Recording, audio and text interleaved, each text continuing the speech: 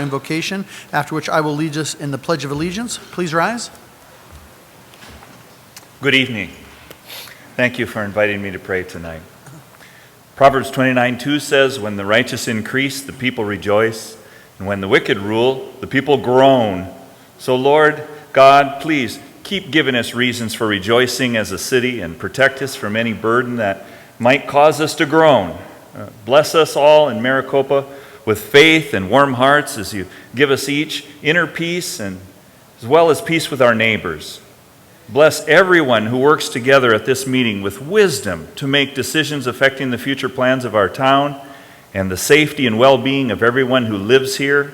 Please promote liberty and justice for all, that we may pursue happiness for our own families and for the families of others. Most of all, forgive us our sins as we forgive those who sin against us, and lead us all safely into your eternal city, where we can dwell blameless in your presence through your Son's redeeming work on the cross. In Jesus' name, amen. Thank you. I pledge allegiance to the flag of the United States of America and to the republic for which it stands, one nation, under God, indivisible, with liberty and justice for all. Thank you. You may be seated. Thank you, Pastor Adamson. We appreciate it.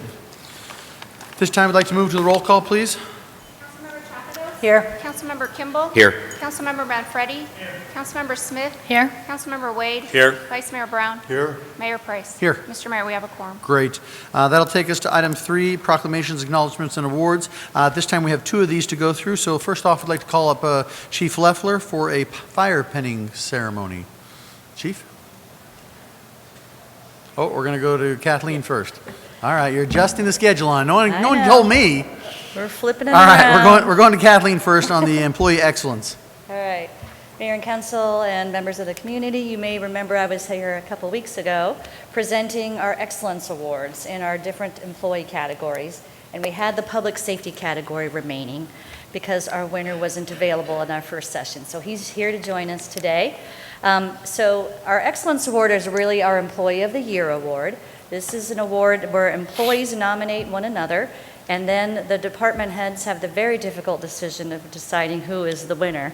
And so this year, let me go back. We had several nominees, excellent nominees. John Campanaro, who's a firefighter. Michael Curto's a firefighter. Josh Eads, an engineer. Justin Hensel, a firefighter. Charles Matthews, a firefighter. And Meredith McLean, who's a police officer. Our winner is Michael Grant. And Michael Grant was recognized as the winner because he's taken on the development of our hazardous material response program, which is a very important thing. He's tried to get us some funding to acquire the necessary equipment so that the firefighters know what they're going into before they go in and they can properly protect themselves. He's been involved in hazard analysis, identifying the higher risk sites within our community so they know in advance what they may encounter. And he's gone above and beyond his regular duties, sharing his expertise as an instructor in this critical area. So I'd like all of us to join in congratulating Mike Grant in winning the Employee Excellence Award.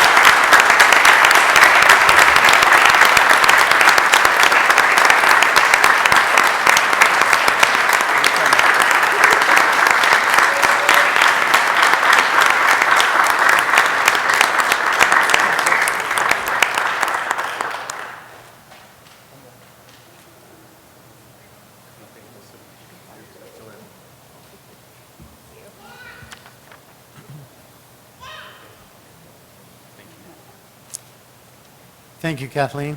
Now we'll move to Brady Leffler. Mayor, members of the council, I'm pleased to have several pendings tonight. We're going to start with 2 of our employees that have completed their year, and I'm going to bring them up first. I've got Steve Remke. Please come up. Jorge DeMero, and I'd like my assistant chiefs to come up as well.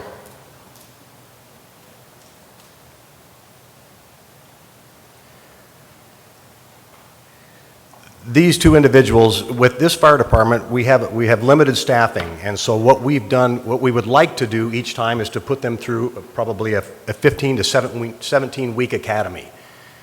We are unable, we don't have the luxury of time to do that, so Chief Miller in particular started a process by which we would look for as much experience as possible to eliminate the need to send them to an academy, and then we would do our own internal training. So it was an exhaustive process. I think they can attest to that. And these two individuals were selected out of many, many, many people. And they have, we are thrilled to have them. They have proven this process to be a very diligent and exhaustive process. So with that, I think they want their families to come up and pin them. Is that correct? Okay, and then we'll stand for pictures and such. There they are.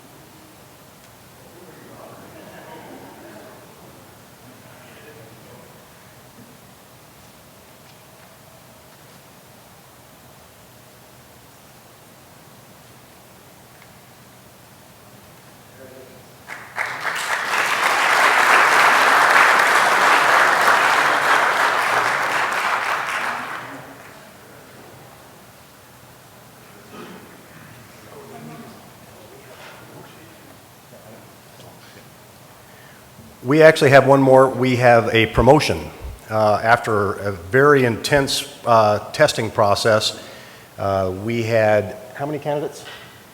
12. We had 12 candidates for one engineer position, and Josh Eads came out on top. If Josh could come up, please.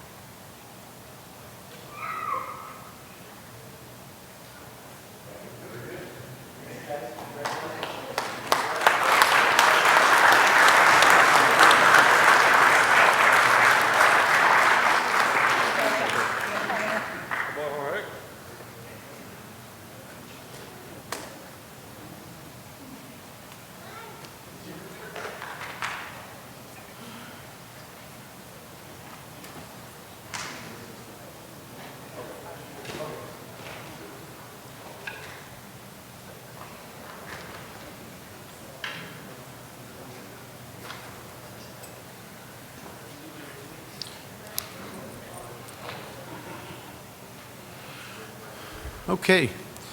Thank you very much, and congratulations. We appreciate all that our firefighters do for us.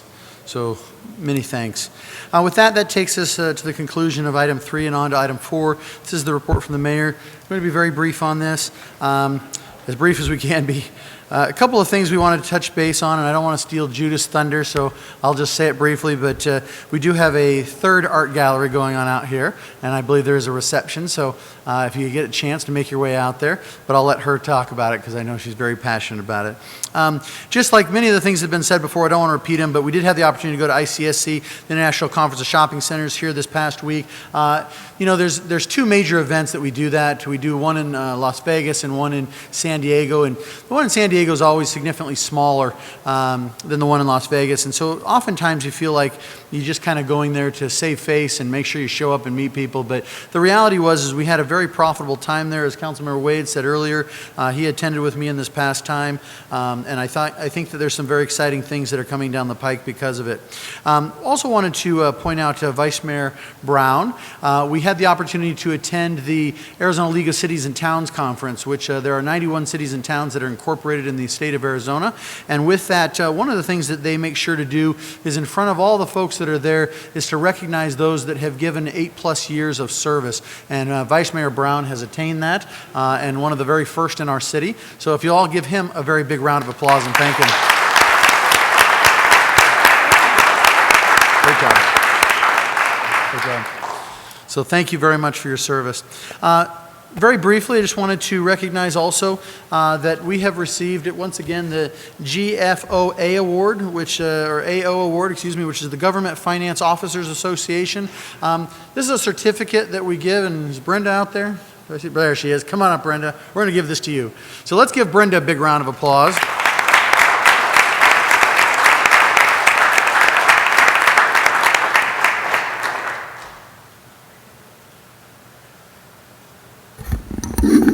So very quickly, this certificate basically is a certificate of achievement for excellence in financial reporting.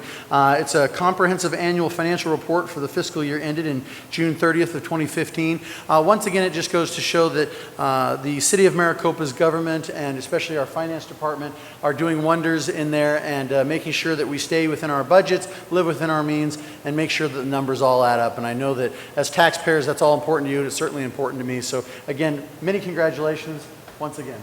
Thank you very much. Good luck to you.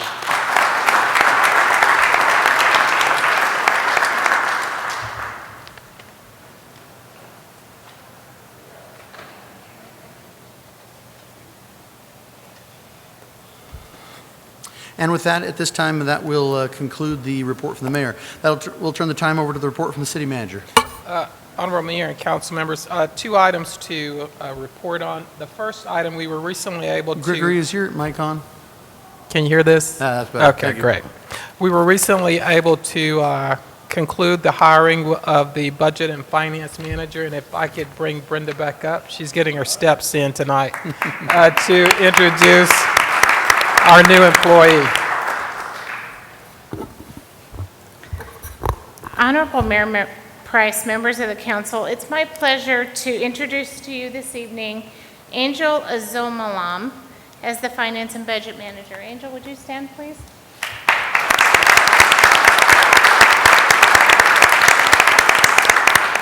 Angel has a Bachelor of Arts degree in accounting and a Master's of Business Administration. She's a certified public accountant in the state of Louisiana and a certified global management accountant. She has a varied background with 21 years of government accounting and budgeting experience.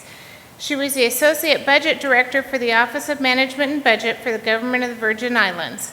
In addition to her experience with the Government of the Virgin Islands, Angel has state, university, and community college experience, as well as experience as accounting and audit manager for a CPA firm.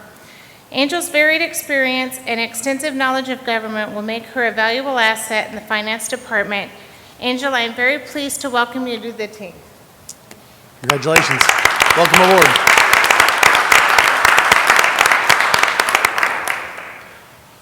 Mayor, there's one last item that I would like to bring our Development Services Director, Martin Scribner, to make you aware of a certain situation that occurred on our comment. And so I'll turn it over to Martin. Thank you. Mayor and Council, I just wanted to take a minute to pass along something that it kind of exemplifies some of the services that we provide as a city, that when you get to a bigger city, or a lot of times these types of services are kind of escape the everyday eye. And so a couple of weeks ago, let me step back. Occasionally we get a call from our victim advocates program, somebody who is in need of transport services of some sort. And so if that's during the time when we're normally using our transit buses or our vans, then a lot of times we can go ahead and provide some of those services, and it ends up being a lot cheaper. But the city, a lot of times, we will cover the cost of that type of transport. A couple of weeks ago, we had somebody who was wheelchair bound, and they were stranded at the Amtrak station. And we got a phone call from Mary at the police station saying, can you guys provide transport for that person? David Maestas, who's our transit planner, contacted Chris Hager at Total Transit. That parent company also runs Discount Cab, and said, hey, is there any way you guys can send a cab for this person and get them taken care of? He said, sure, no problem. He went ahead and did that. We got that person transported, and unfortunately I didn't get the name of the driver, but the person who was transported was very complimentary of the service and the driver and everything that went with that.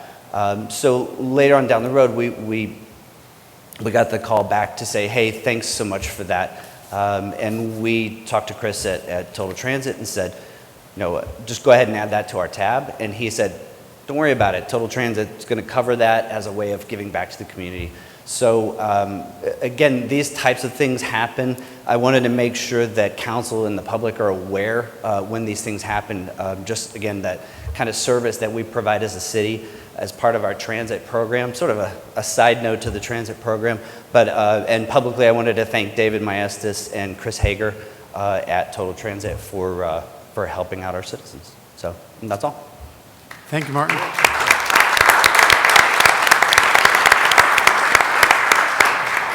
Mayor, that concludes my report. Thank you very much. That'll take us to the next item, item 6, which is the call to the public. I do have 3 speaker cards, so we'll go to those first. We'll start with John and Dr. John and May. Come on up.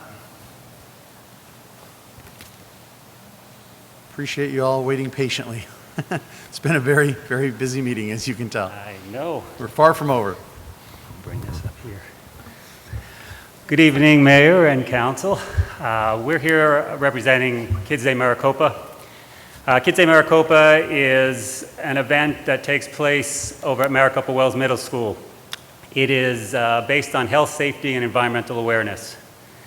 There's about 75 to 100 activities. I can't go through all of them, but we have the police department there to do fingerprinting. They do motorcycle demos, canine demos. The fire department's there, and they'll do fire safety. They'll do car seat safety.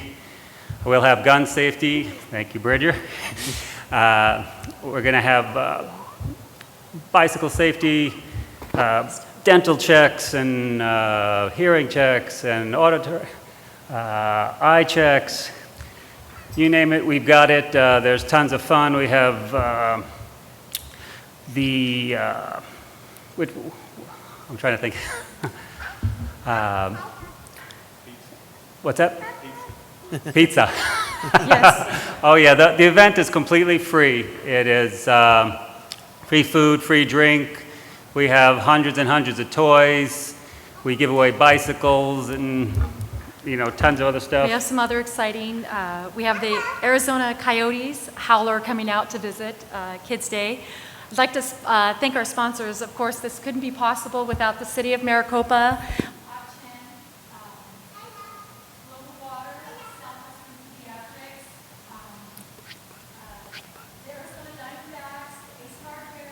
And the UPS store. Wow.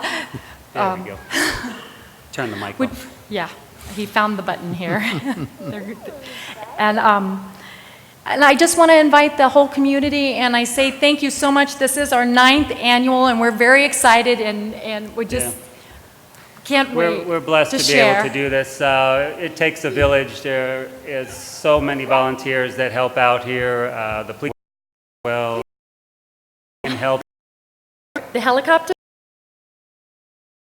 We mentioned it takes place in Maricopa, and you can come and teach there. We have some really times families. Awesome.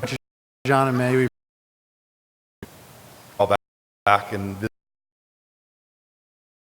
our first piece of if you'd come and do the A link off of our Facebook page, and I carry the square, so there is no reason that you can't, if you don't have cash, I have a square. Today, actually, of course, will be Saturday, October the 8th, from 9 a.m. to 12 at Copper Sky Large Ramanda. And then on Saturday, August the 8th through Thursday, the 13th, you will have the opportunity to do the actual hunt when you're out looking for the digital images and submit them no later than 9 p.m. on Thursday, October the 13th. The bonus round will be Saturday, October the 15th from 9 a.m. to 12 p.m. and there's a limited game time. And there's a number of games that will be available. We have a game master, a master technician. We have a games person who comes up with some creative ideas. And not only that, we have some really unique game pieces as well. You probably want to come just to see the game pieces for the Monopoly game. So bear that in mind. Make sure you do that. The same as last year, the object is to accumulate the most points by doing the digital images and then also playing the bonus round games. The top 3 entry levels based on total points accumulated win cash prizes. Freddie's team, one of our top 3 entries. So one way to learn about to know your neighborhood. So thank you very much. Thank you very much. We appreciate it.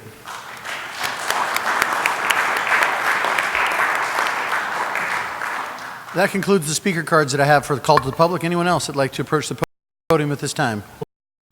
Us out. Very pleased. Motion to approve item 7.1, 7.2, please. So moved, Mr. Mayor. I have a motion and a second. Is there any further discussion on these items? Hearing none, all in favor say aye. Aye. The motion carries. That takes us to items 8, which is 8.1, public hearings. At this time, we have a public hearing on PH 16-07. The Mayor and City Council shall hear public comment on the proposal of the Planned Area Development, or the PAD, 15-04 in the Homestead North Major Amendment. I do have 2 speaker cards to that. So with that, I would invite them to come forward. First one is Michael Sharp, and the second would be Richard Grover. So if you come and speak just on a few minutes on this issue, we'll take it from there, and then we'll have a presentation by staff. Thank you, Mayor Price, Vice Mayor Marvin Brown, and council members. I am Michael Sharp, and I come before you today as item 10.1 plan in the best that have been brought, may be able to find some common ground.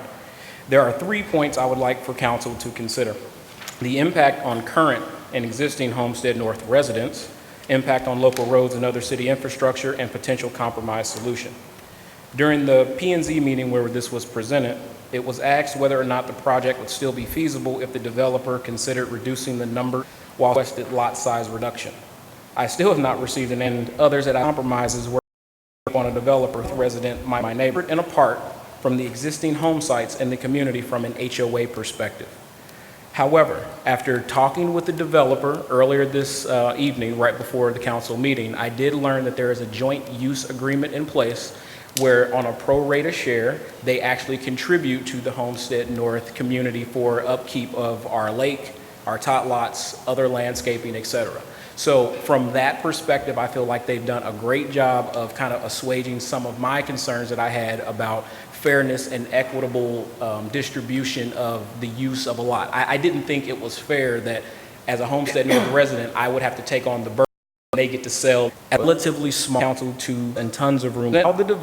Perhaps 68 lots with some additional neighborhood amenities with the existing homeowners and more marketable to future residents. This would give the developer 60% of their request. And this would show that we are active in the management and growth of our city and want to see it prosper in a way that demonstrates our capacity for good governance. Thank you for your time, Mr. Mayor and City Council. Thank you, Michael. Appreciate it. At this time, I'd like to call up Richard Grover.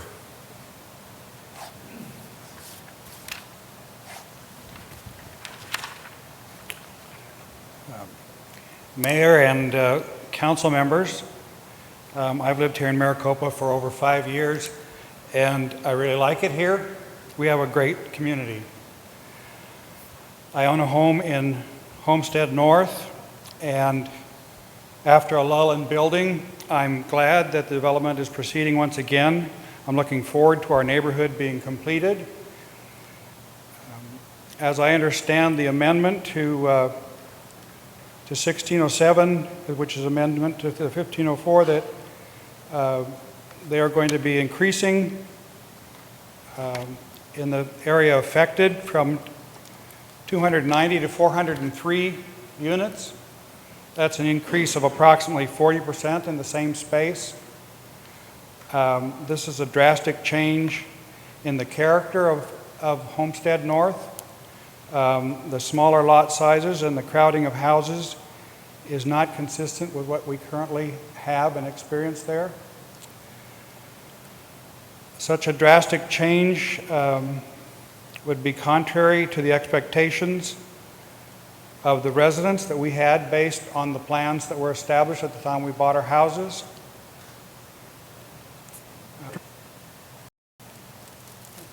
And in fact, discussion points, expenditure the versus actuals for Chief Stahl bring for budget, so something for versus using. Obviously, I can appreciate. According to my understanding, see it as a way through. If 2 months into the we know that he doesn't, and then contingency here, no. So and then becomes as city manager Requires us, sure that I'm saying, goes back into, because we Here, or I I'm would. going to say, really, I'll give you a run out of, have to look to the departments to cover those costs somehow.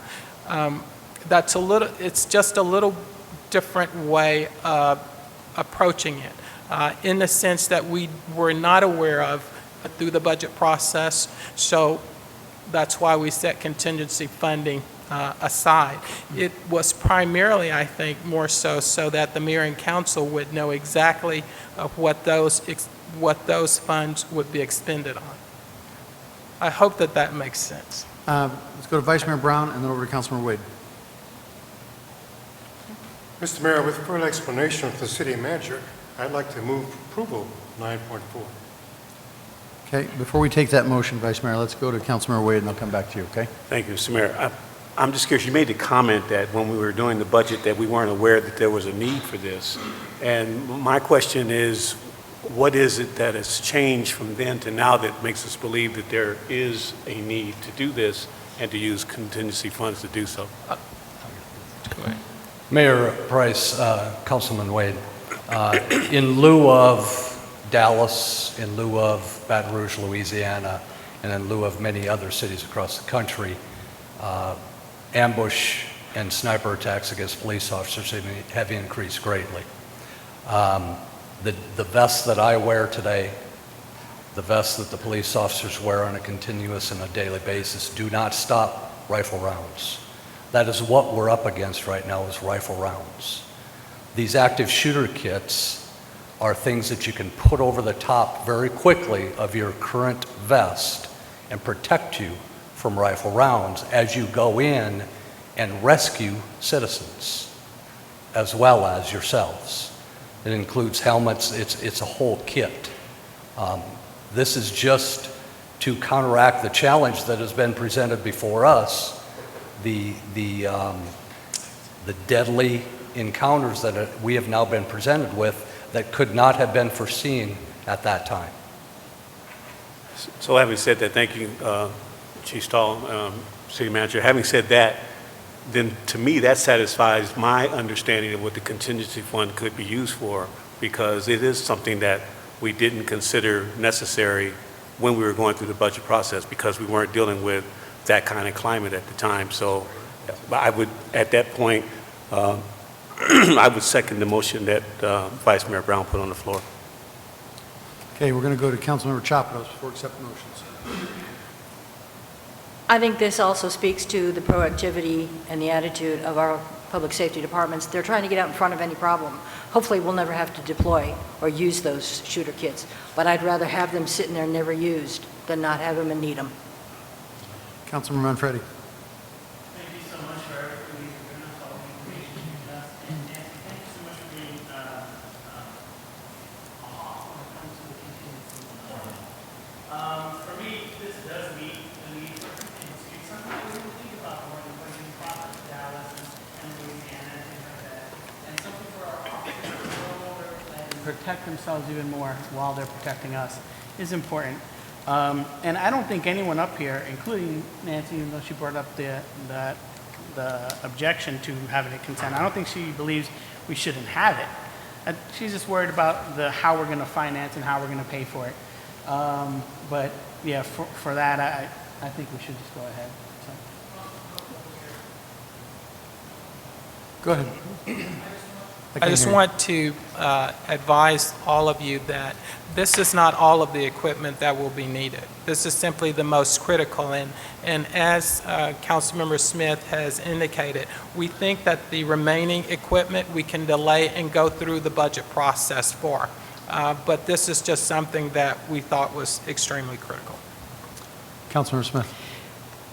So I'd like to expound on what Gregory just said, but before I do that, I do want to emphasize, thank you for the memo. The memo was wonderful in terms of how you explained. I didn't even have any questions on why the equipment was needed. I know it's definitely needed considering all the situations that we've had across the nation. I just feel as though, just as where I work, our departments are challenged all the time to cover things that we didn't foresee. Happens all the time in normal business, and I wanted to put forth the idea that we should probably challenge that, especially when we're talking less than 1% of the budget. That's minute in terms of versus a big contingency need. But I obviously am sensing the direction of the rest of the council, but just expounding a little bit on what Gregory indicated. So along with this, excuse me, I keep forgetting the name of it, the kit, there's additional equipment that you're needing that you are procuring under that you didn't expect that you're procuring under your normal budget associated with this, or completely different than this?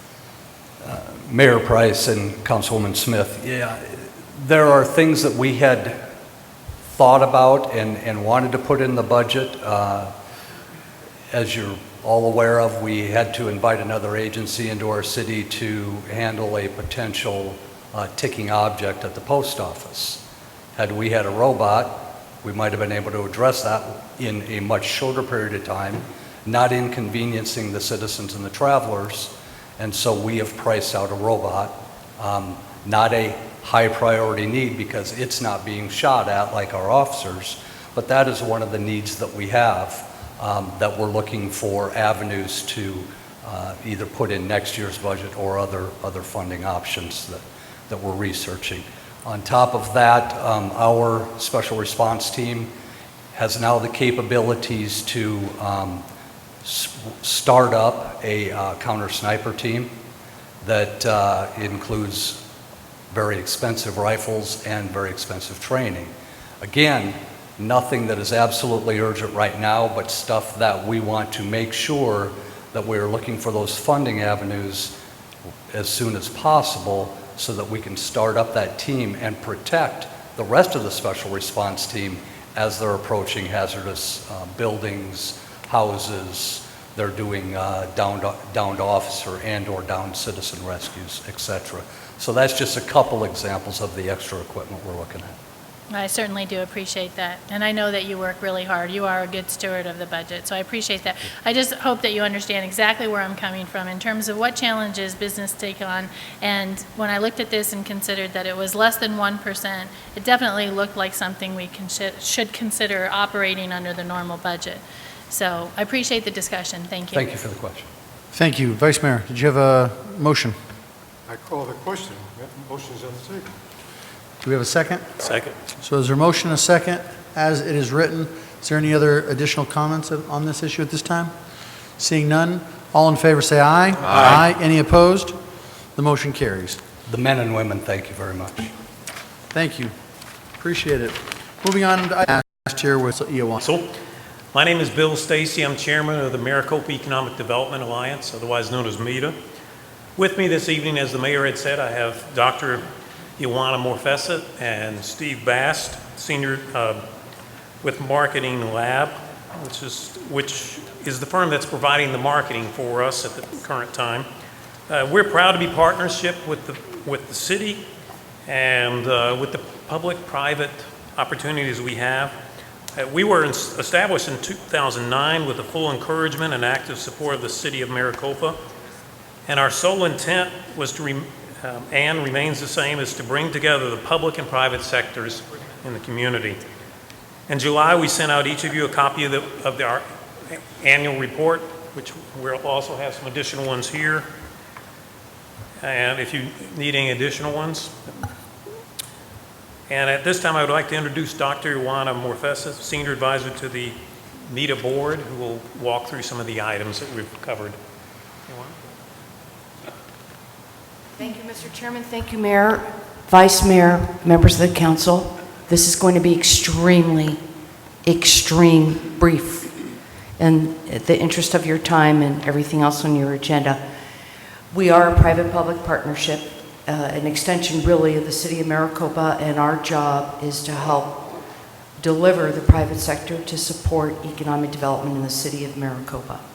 We work very closely with the Economic Development Department. The mayor, the vice mayor has been incredibly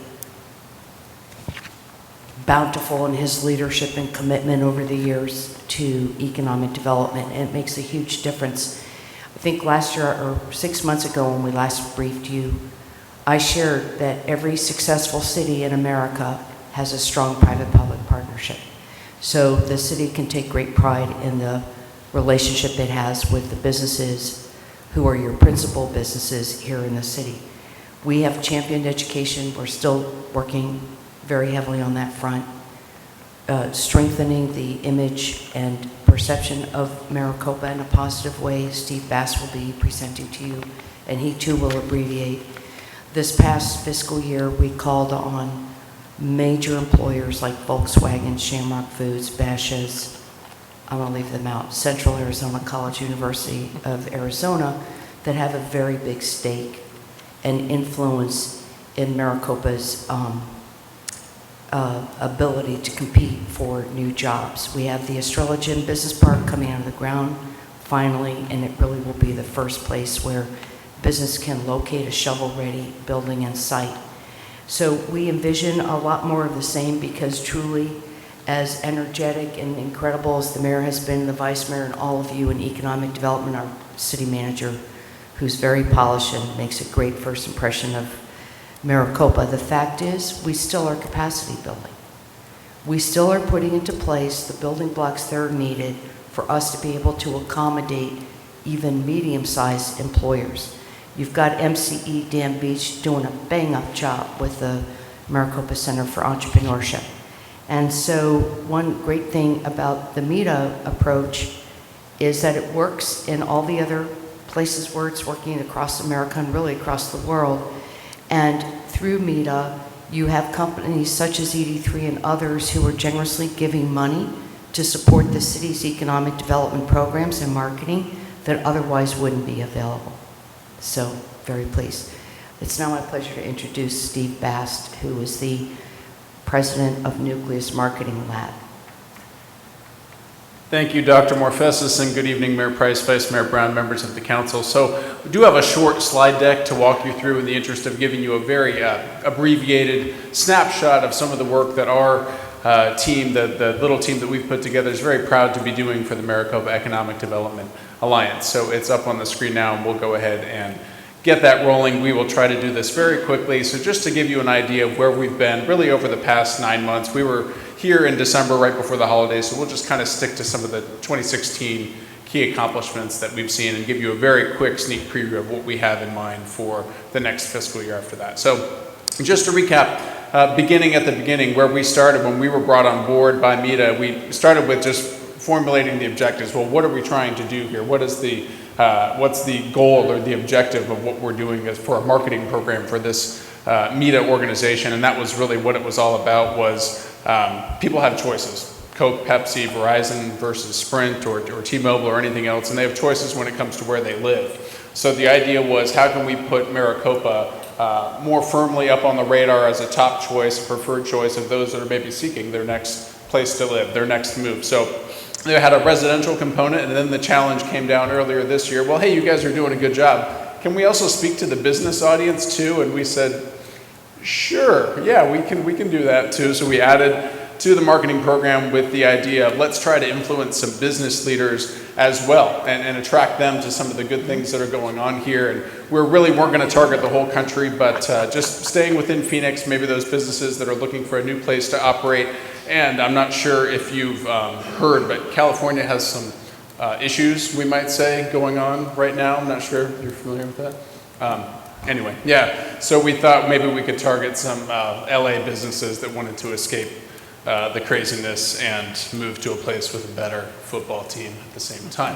Okay, so what we did, much like a senior at Maricopa High might be doing right about now, writing a personal statement as they apply for the next step of their education and maybe applying to college, we put a pen to paper and we wrote a personal statement for Maricopa, the brand of this city. And I won't go through it because it's kind of long, but if you have a chance to read through it, just illustrates kind of a feel and a flavor for what type of community this is. And I think what I've sat through tonight is kind of a testament to this. You're a community that's promoting firefighters, and you're a community that's talking about standing up against domestic violence, and you're a community that has a kids' day going on at the middle school and a scavenger hunt, and some pretty cool things happening in this community. So our goal in marketing was just to put a spotlight on some of those cool things and the type of community that you are, and draw some more attention to it, again, for residential folks and for business folks. So we've used a number of different marketing tools and disciplines. If you're not marketing experts, I won't go into all of the minutia, but public relations has been a big part of the story of what we've been able to do here, and just kind of highlighting, again, not making things up, just highlighting some of the great things you already do. So for example, the Salsa Festival earlier this year, got a lot of press coverage for that, highlighting, hey, how many other suburbs around the Phoenix metro area do interesting things like this? So we were very proud of the small part that we played in helping secure more than 10,000 attendees. I think it was the biggest one you've had so far, if I'm not mistaken. So things like that, just showing the vibrancy of the community that is here. Things like the fishing derby, things like the Battle of the Burbs, helping get coverage for that and helping you guys win again, so congratulations there. Getting some coverage in Arizona business. We've been on Sonoran Living a couple of times now. Doing things, again, showing kind of the vibrance of the community with the 4th of July festivities that you guys put together. So all in all, that's just a very quick tour. I went through that very quickly intentionally, but over $100,000 in media value is how you put a financial number next to that amount of coverage that we've been able to get. So that's more than the entire budget of the META contract. So that's, I would say, is a win there. The other thing that's done with public relations is you count the number of media impressions, and it was nearly 4 million media impressions. So the number of, if you think of it this way, the number of eyeballs that got exposure to Maricopa and the things going on in Maricopa that they otherwise would not have had. So we're very proud of that and those accomplishments, working with Dr. Morfesis and Chairman Stacy and the rest of the team at META. This is just another chart, I won't go through it, that highlights some of the other different PR coverage activities that have taken place. There's also been some other paid media and digital marketing that's been part of this whole integrated program we've been putting together for META over the past several years. So a number of television segments. I think we have one we'll show just very briefly that we've used, some highlighting some of the different things going on here with the school system. And we were out in February at one of the schools showing some of the great things they're doing with math and science and engineering and robotics and great things like that. And then Jake, if we want to just roll real quickly, we'll just show 10 seconds of this, one of the recent segments on air. To parents, and it's critical to a thriving community. Classroom innovation is earning these students high marks and putting this school district on the map. Mayor Price, it's always so great to come to the city of Maricopa, and it's especially exciting today. Jake, why don't We're inside we stop there? I know you all have probably seen this unless anyone wants to keep going. It's about a 4-minute piece, and I know it's late and you still have other things to cover. So, but those kinds of pieces are great. You can reuse them. They've been reused on the city's website and things like that, just showing a slice of life and a flavor of the types of things that happen here in Maricopa. There's also been some radio efforts. I think we'll skip playing those just in the interest of time. There's been some digital marketing initiatives where we're getting exposure for Maricopa as a business opportunity on some pretty good high-profile websites that business-oriented web seekers might be encountering.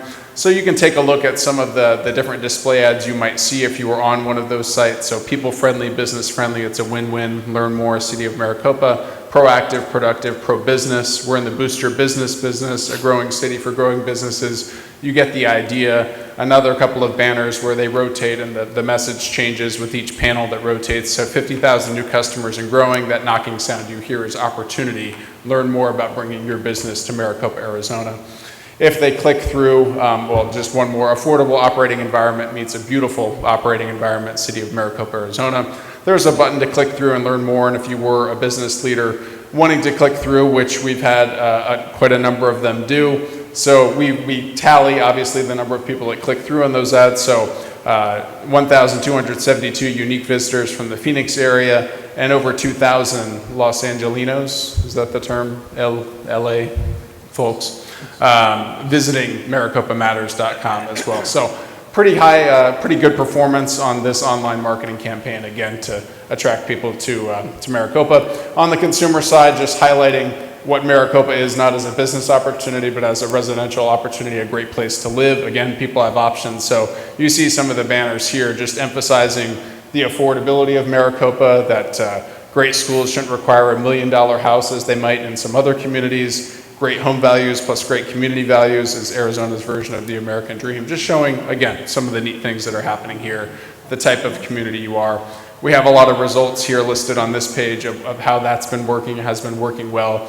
We've had almost 300 requests of people looking for the new resident guide, people clicking through to find information about housing here in Maricopa, views of the fact sheet, almost 14,000 unique visitors to this particular landing page, driven by the online marketing campaign.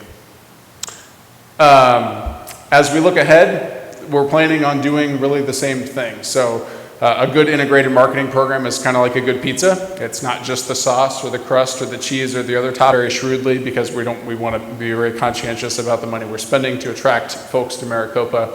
And so that's what we have in mind for the future. One budget adjustment that we're just going to recommend as of tonight, as I heard the mayor and Councilman Wade talk about their summer trip to San Diego for ICSCs, we are going to suggest that the head of Nucleus Marketing Lab also goes on that trip next summer to San Diego during the 120-degree heat. So we'll see if we can work that into, but stay tuned for more on that. And I'm joking. Just trying to keep it light here. Okay. All right, so with that, that's all. Any questions for Steve? Yes, Councilmember Smith. Not a question. I really want to applaud you and your organization for what you've done, because I work up in Scottsdale, and when I hear at my job in Scottsdale people commenting on the advertising that they've seen for Maricopa and how appealing it looks, I know the message is getting out all the way up in Scottsdale. And so I applaud you, because I think you've done a really good job with not that much money. I mean, it seems like a lot when you look at the number figure, but it really is not a lot of money for all that you have accomplished. And Mayor, thank you for your video shoots as well. I think they were spectacular, and I just think you had a great year. I think you did a really good job. Thank you. Thank you for that. Los Angelinos. Is that how you say it? Okay. You're right. So if I just could, Mayor, one great thing, excuse me, Steve, and Steve is wonderful, and the team he has put together, truly. We went through an RFP process, the city participated in that, and their hearts are in Maricopa, and they really go the extra mile. The thing that's really beautiful about working with Nucleus Marketing Lab is they're very accountable. So when they say, here's how we're going to measure, here's the reports you're going to get, we get them every month. And it really does help, and they are leveraging the dollars. So thank you, Councilwoman Smith. we're thrilled because we think we are doing, collectively, we are doing some great work in getting the Maricopa image and word out. I would just echo that, just very briefly, in the fact that, I thank Nucleus and certainly Ioana and Bill for all their hard work on this. The reality is that advertising is very, very, very expensive, folks. And, at the end of the day, you have to say, where do you want your taxpayer dollars going? Do you want it going to pay for, police officers and streets and firefighters and equipment, et cetera? Or do you want it going to an advertisement that may end up bringing more revenue here, and it may not? And so it's a real tricky situation where you have to prioritize the priorities. And so, through META, one of the things we're able to do, and I reported this in the State of the City last year, is that, with the match and the monies that we contribute to META from both a membership standpoint as well as an advertising standpoint, by the private sector industry contributing to that, really we're all trying to, hit that stride where it's that rising tide raises all ships. And so we're really taking your taxpayer dollars and moving and stretching that to a 3 and a 4 to 1. And so when you look at that and you analyze that, that means you're getting 4 to 1 bang for your buck off of every dollar you spend because of what they're accomplishing. And, take it one step further, we really put Nucleus through the ringer on a lot of things, and we can't over or underestimate that enough, in the fact that we ask a lot of them, and I think we probably maybe sometimes a little too much, but that's what we have Ioana for. She goes to bat for us, and at the end of the day is able to really poke people in the right place to say, you should do this for us. So we really appreciate it and appreciate Nucleus and META for everything they do. So again, thank you very much. Anything to the mayor? Thank you for that. Very kind of you to say, and we enjoy it. I think there was a Mark Twain quote once when he said the easiest thing about telling the truth is you never have to think of what to say. And we don't feel like we're making things up for Maricopa. It really is a very happening place, a very vibrant type of community, and we're just trying to plug in an amplifier to that and show more people what you guys are doing here. So thank you. Thank you very much. Thank you very much. We really appreciate it. Thank you, all of you, appreciate it. Well, with that was for discussion only. Let's take to item 10.2. This is actually the membership and the, you can take action on approving the updated agreement between the City of Maricopa and the Maricopa Economic Development Alliance for 2016-2017, as well as the advertising portion. So with that, Harold, you have a few things to say to us? Good evening, Mayor, Vice Mayor, council members. On a personal note, I just really wanted to thank the manager for the introduction. I truly enjoy working here, and it's a great pleasure both professionally and personally. So thank you very much for inviting me back. Glad to have you back. I will not go into any great detail. There are a couple of quick notes, and I've talked with Denise about this just to make sure that I was up to date. During the last cycle, the work that META did was beyond what the contract expected.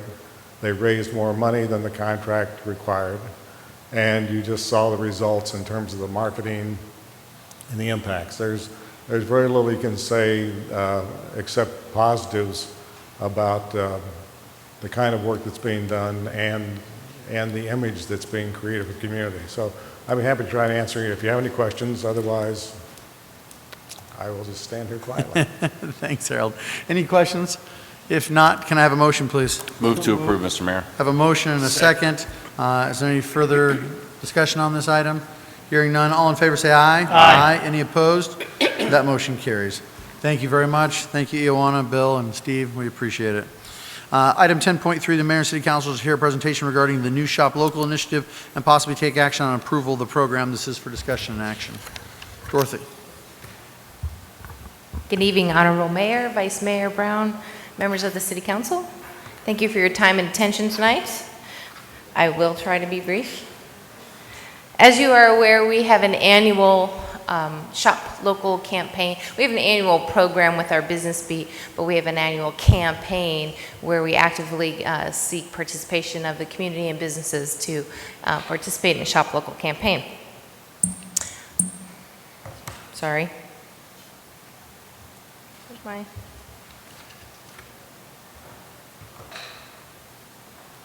Sorry about that. So we have more than 800 businesses in Maricopa, 40 with storefronts, 60 home base.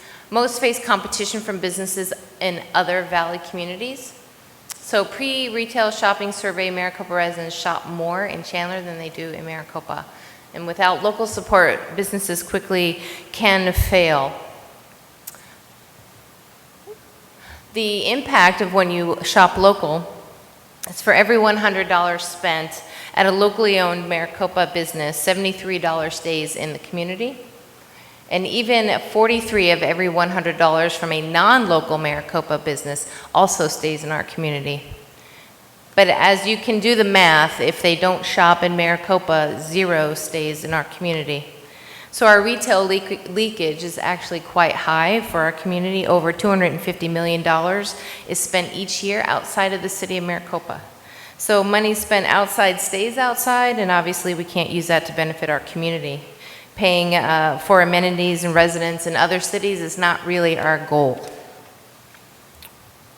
So the top 10 local reasons that we are encouraging, obviously, people to shop local. From a personal standpoint, it saves you time, gas, money.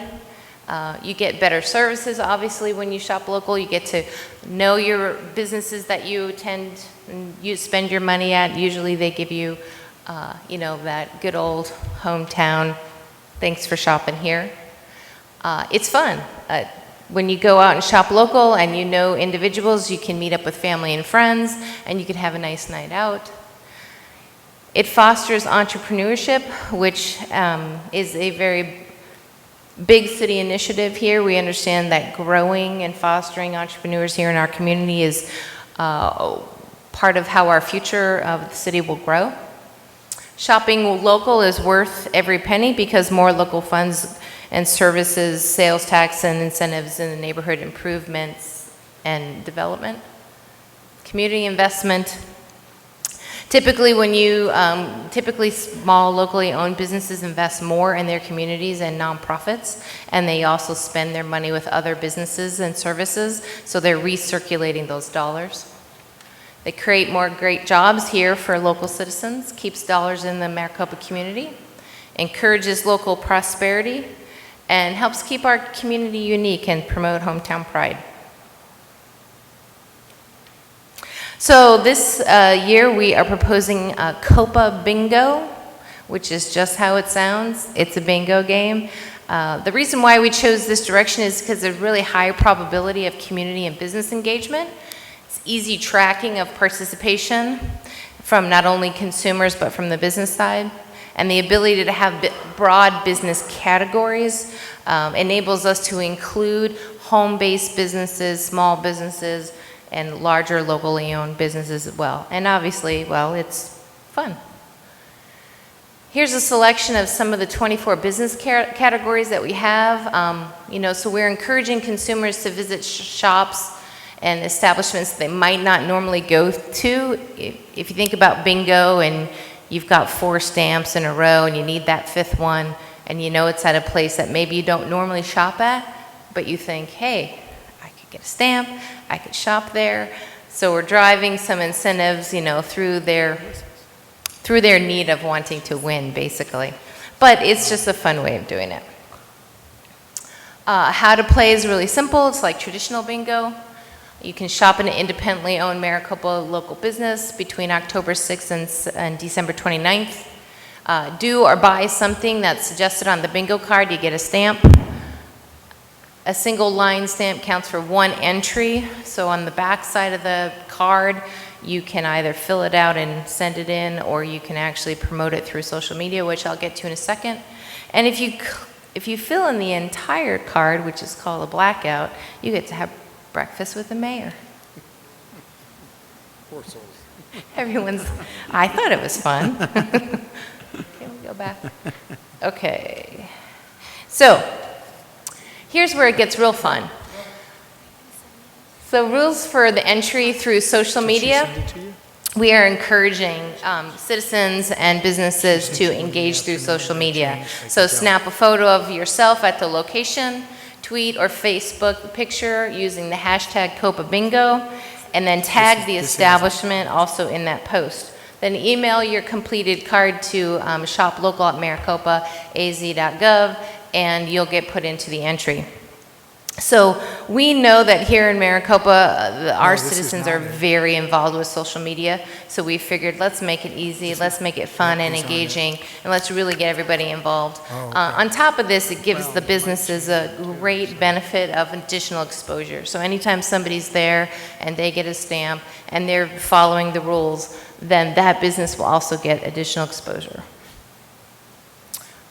We have traditional snail mail or drop-in method as well, so we're not leaving anybody out. We have 8 locations, 8 drop zones around the city, so anybody can visit at any time, drop one in, pick up a new card, keep going.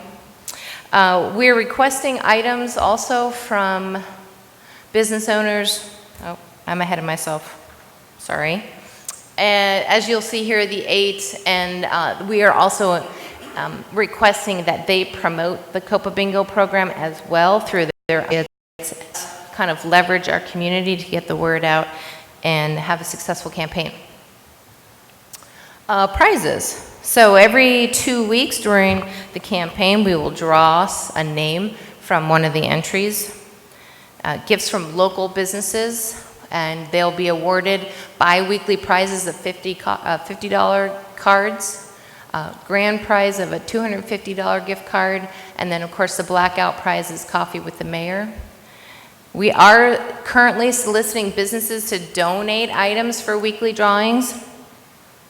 So we are also encouraging them, not only so that we have prizes to give out, but it's a really economical way for business owners to get involved with the campaign and get additional exposure. So if they donate an item, they'll be recognized not only on social media, but also listed on our Shop Local page in the economic development section, be their name and a thank you for their generous donation. So it's an ongoing promotion. We're only asking that the value of that donation be $50.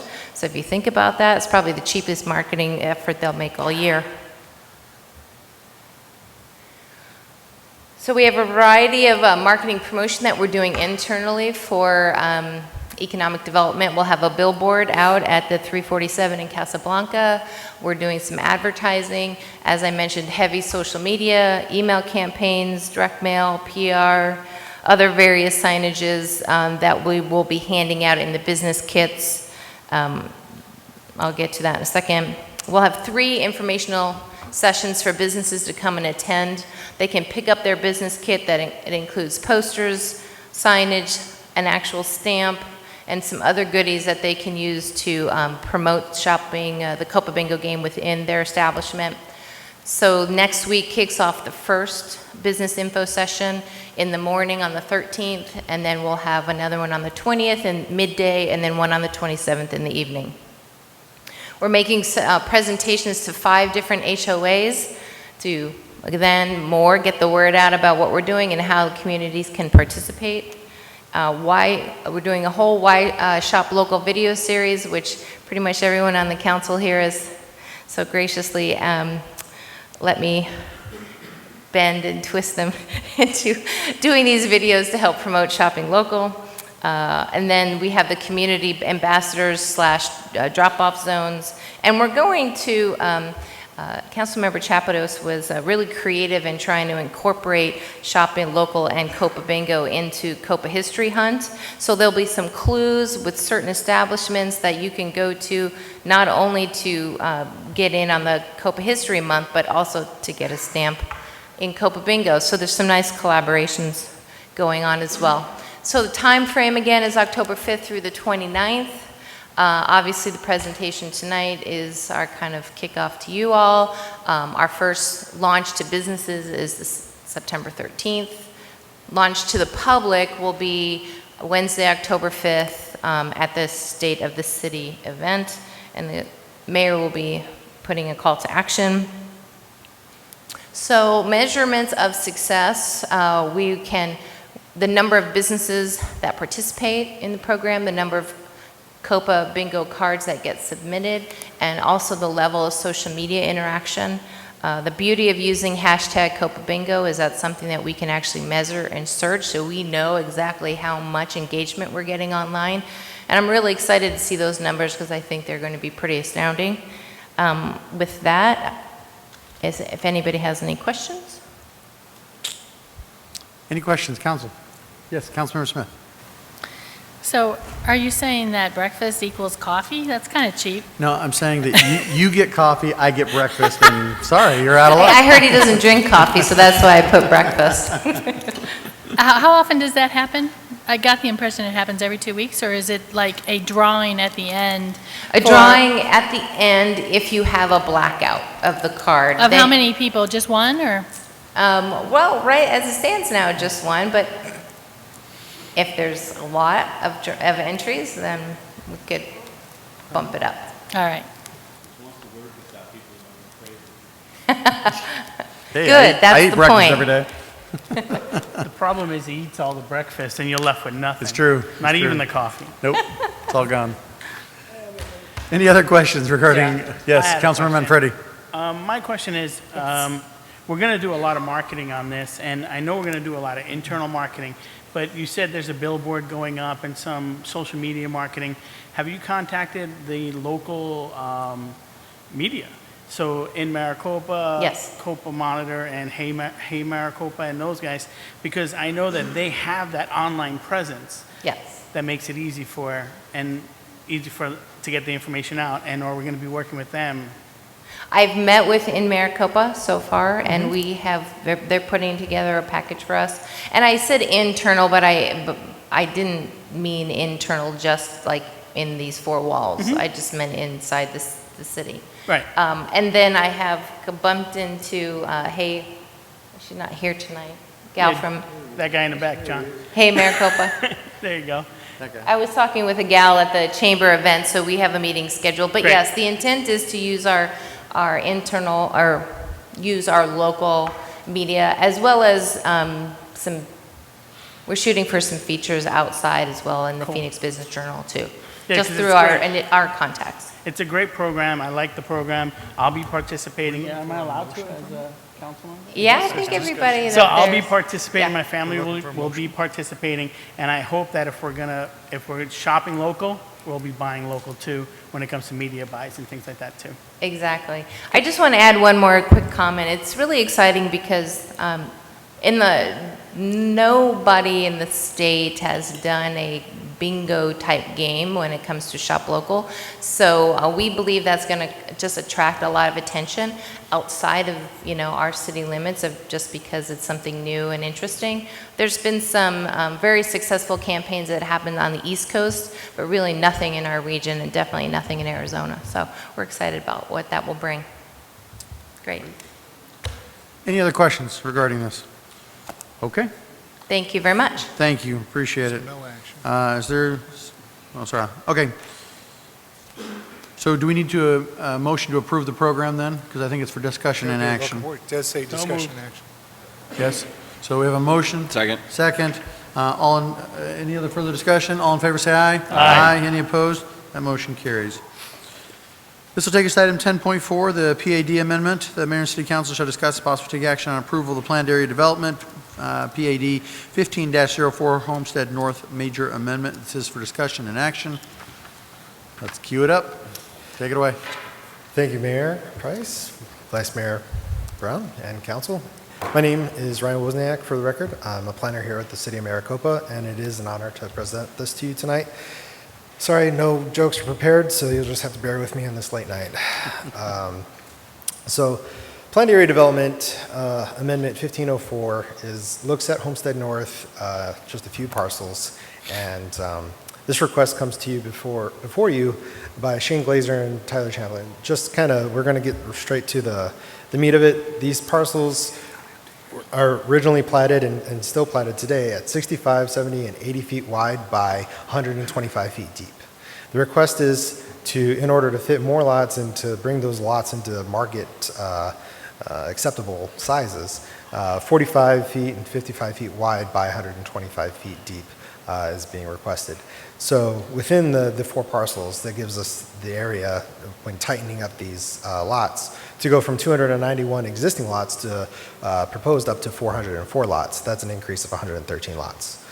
The official lot yield would be at most 404 lots, but the official number would have to come through the plating and make sure that everything is technically feasible. So just a little history on how we got here. The county originally approved this back in 2003.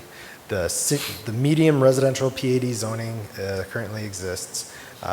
And when it was recorded, all of these lots were assigned a minimum lot size. Those lot sizes ranged from the smallest at 40 by 120 all the way up to 80 by 125. And so that's how the community is comprised today. And so it was platted through the city's process, adhering to that PAD back in 2005. So now when we look at it under today's microscope of what we have for the zoning code and our long-range plans, our subdivision ordinance, we have some different standards that apply today. So that was this interesting challenge when taking an old case and trying to amend it and bring it up to today's standards. But just to cue in everybody on where we're talking about, Homestead is bordered by Porter on the west side, White and Parker to the east, Honeycutt Road to the south, and Smith and Inc. to the north. The subject site is not the entire PAD, it's just 4 parcels, which are highlighted here in yellow. The determination of this amendment to go major, because according to our zoning code, a PAD amendment can either be a minor amendment or a major amendment. It is actually a determination of the zoning administrator based on the impact of the request. Based on the fact that these lot sizes were being reduced anywhere from 64% to 79%, we thought that the impact to the community needed this public process. And I think that it was I back my zoning administrator's call there, definitely.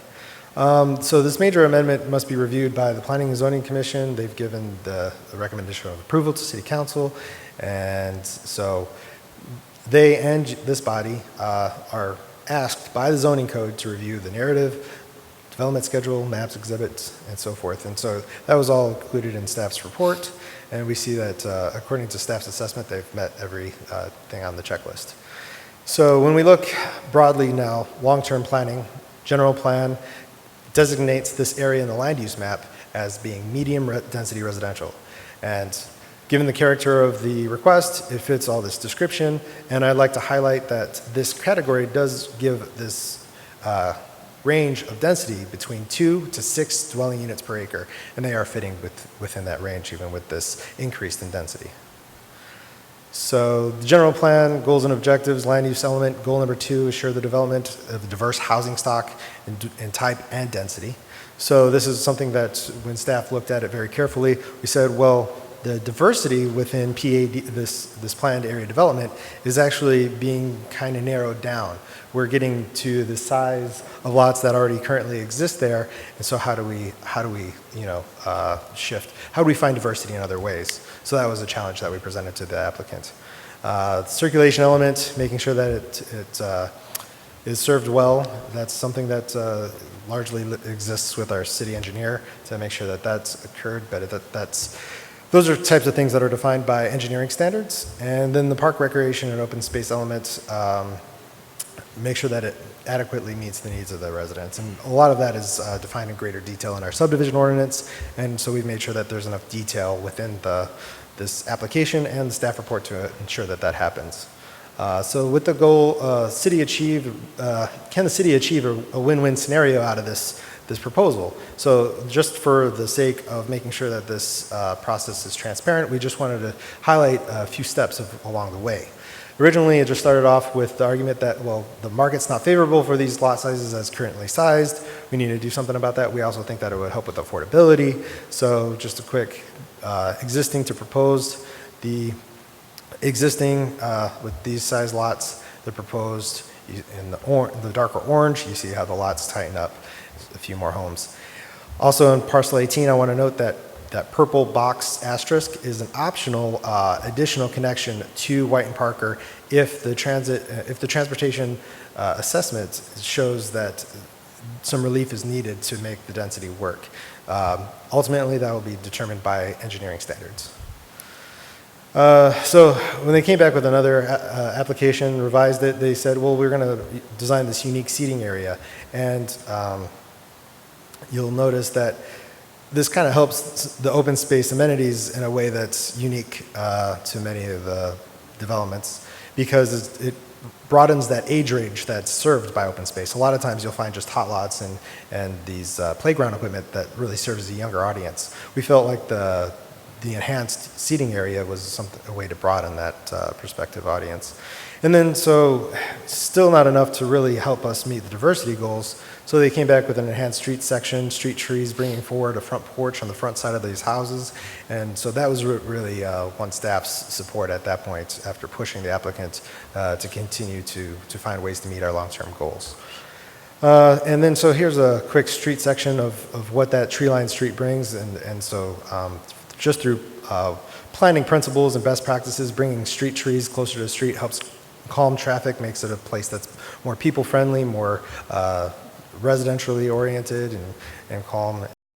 As in parcel 15, where they already have some utilities at the same sector, there's one small exception to that rule. You gave us a detailed list of all the street trees and the landscaping requirements that they would apply to. We didn't feel like that was appropriate level of detail to include in a PAD. A lot of that became a private party agreement, but we would encourage them to include that as part of their CCNRs and things like that. That front porch emphasis was a particularly important highlight that we wanted to bring. That porch up to the sidewalk as much as we could. The applicant agreed to a minimum of 25% of that block face would bring that front porch to create that social zone between where people could be sitting on the front porch having a conversation with their neighbor. We just felt like that was a good enhancement to the social capital that our community could benefit from. Just to give you a quick example of what a block face is, if there was 11 lots as highlighted here, 25% of that minimum requirement would make that 3 out of 11 of those lots at minimum would need that front porch forward. And just so that you're aware, our zoning code already predefines a scope of required findings that is important to highlight, because these required findings are a great process in which staff has already brought forward these things to the community. We've had a predetermined scope of what an analysis of PADs should look like, make sure that it's all open and transparent and fair, and this is how we base our findings and our scope of our findings and making recommendations to either P&Z or to this body. So zoning proposed, just a quick little highlight, staff justification, we had to strike or livable, just again to help incentivize that front porch forward in order to give any benefit to that, making the most of that building envelope on every lot. And then planning and zoning's recommendation is to recommend approval of PAD 1504, subject to the conditions of the staff report. They also added an additional recommendation or condition that staff, through the process of plating, look at all those off-site improvements, landscaping, monuments, anything to help dress the outside of these parcels adjacent to the right-of-way to really celebrate that corner and make sure that everything's top-notch.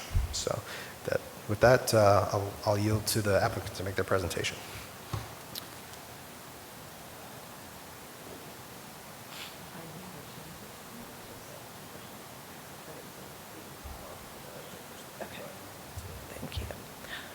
Mayor, Vice Mayor, members of the council, for your records, I'm Jordan Rose, and with me tonight from Starwood is Tyler Champlin and Shane Grasser, and our senior planner at my office, Nick Labadie.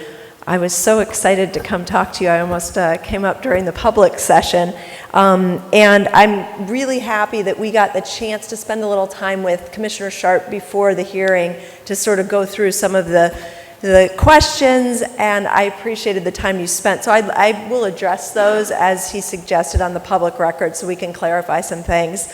And maybe, can you cue my presentation, please? Yeah? Okay, I think it's happening. All right. Or it will. Wrong one. All right, thank you. Well, I will say, this has been a great process with your staff, and thank you to Ryan and to Martin and to Gregory and everyone, really, because they did a very collaborative effort on the project, and what it is today, I think, is really quite groundbreaking. I'm going to show you what I mean. And I also think, given the other speaker tonight in the public hearing, that there are some misunderstandings about what we're actually proposing. So I want to clarify that in a big way, and I hope he's watching on the TV or what have you. So the changes that we're making tonight really should improve the value of the entire community, of all of Homestead. And I tell you that because Starwood is invested here. They're ready to go with some public builders, but they need this change. And so we're not increasing the total approved number of lots, not at all. And so there was some comment about what the expectation of the homeowners and the city was. The number of lots that we're proposing today is exactly the same number that were approved. The only thing we're doing is changing the size of those lots, and the reason we're changing it is because those sizes don't work, and I'll talk about that in a second. We're not increasing, this is another thing that's very important, we're not increasing any of the smallest size lots. So there's a small size lot that exists today in Homestead. It's a large percentage of Homestead. We're not even asking for an increase in that, not even by one. Okay, we are increasing only the mid-size lots in this particular area by 9%. So it's a very small change. And we're decreasing the number of the very largest lots by 8%. Okay, so I'm going to just show this to you so you don't have to take my word. Before, meaning right now in Homestead, you can see the last line. There's 2,408 approved lots. Okay, you can see on after. There's 2,408 approved lots. So we are not changing the lot count at all. This is not going to trouble your public safety or the streets in any way. It was already factored into the approvals that you gave years ago and have been reaffirmed. So you look at the smallest lots that are in Homestead. Today, there's 31% of all lots in Homestead are 5,600 square feet or less, okay? Afterwards, 29% will be 500 square. There won't be any change. We're not increasing the smallest lots. The middle-sized lots, right now there's 908 existing. There will be 1,180, so a 9% increase. And the lots above 7,000 square feet, which are the ones that are just not marketable in this quantity, will decrease slightly. So I wanted to just show you, I think this visual really helps. The green lots, this is all of Homestead, and you know our corner is where 15, 16, and 18 are down at the bottom. The green lots are all of the lots in Homestead that are either the same size as what we're proposing or smaller. Okay, so again, you can see we're really not changing the character of the neighborhood in any way. And again, I thank you to the staff and Tyler and Shane, thank them for refining the concept and really providing some groundbreaking standards. So these are things that I think will allow Maricopa to continue to set the bar higher and higher, but still remain in an affordability for homeowners. Look at this, it's detached sidewalks and street line trees. And what does that mean? Let me just show you. And I'm gonna show you a visual of, okay, you can see up on the top, you can see the street line trees between the sidewalk and the street, right? And if you drive in Homestead today, you don't see that. That's not there.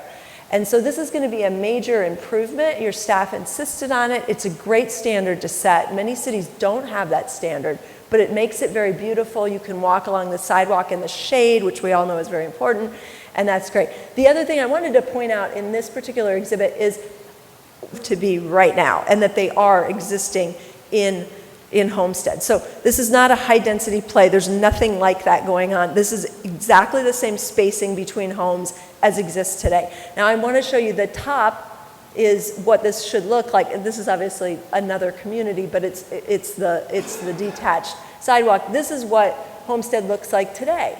So you can see the improvement, which should add value to all existing homeowners by setting this new standard of street line trees, and it's what's called a detached sidewalk. Okay, the second thing which Ryan touched on is 25% of all the homes on the block are going to have forward usable front patios. I mean, I just listened to so many wonderful people in your community talk about the great arts programs and the great programs that you have. And this forward-facing, the front patios is a great part of the community and the family-oriented nature of Maricopa. So we're hopeful that that's very helpful in attracting the type of people that you have and continue to do that. The other thing I wanted to talk about a little bit was just the cross sections and the streets, because I had a question about that and I wanted to make sure we address that. So you can see we have a 50-foot overall right-of-way and then a 10-foot public easement. Okay, and then we have 32 feet of pavement width and 16 feet, or each lane is 16 feet. There's 6 feet of landscaping on each side and 5 feet of sidewalks on each side. And so I wanted to make it really clear that that right-of-way and that pavement standard is very typical for Arizona for local streets. In fact, you actually exceed, in this particular project, exceed the standards in a lot of communities. And I'm going to show you that very quickly, just because I want you to know there's no crisis here of on-street parking. It is absolutely not the case. The city of Phoenix, and I won't go through all this, but I will tell you, they don't require the landscaping that we're giving. And you can see their pavement width, and they allow on-street parking on both sides of the street, 32 feet wide, 16-foot lanes. Same exact standard as what you have. You can see the city of Scottsdale's actually got more narrow streets. So your streets arguably are safer to pass than the city of Scottsdale, which has 28 feet pavement. And they have a little bit wider sidewalks, but they allow parking on both sides of the street. The city of Casa Grande, they have 16-foot lanes. It's very similar to what you have. They have smaller sidewalks, and they don't have landscaping. The town of Buckeye, very similar. Again, no landscaping, same cross-section.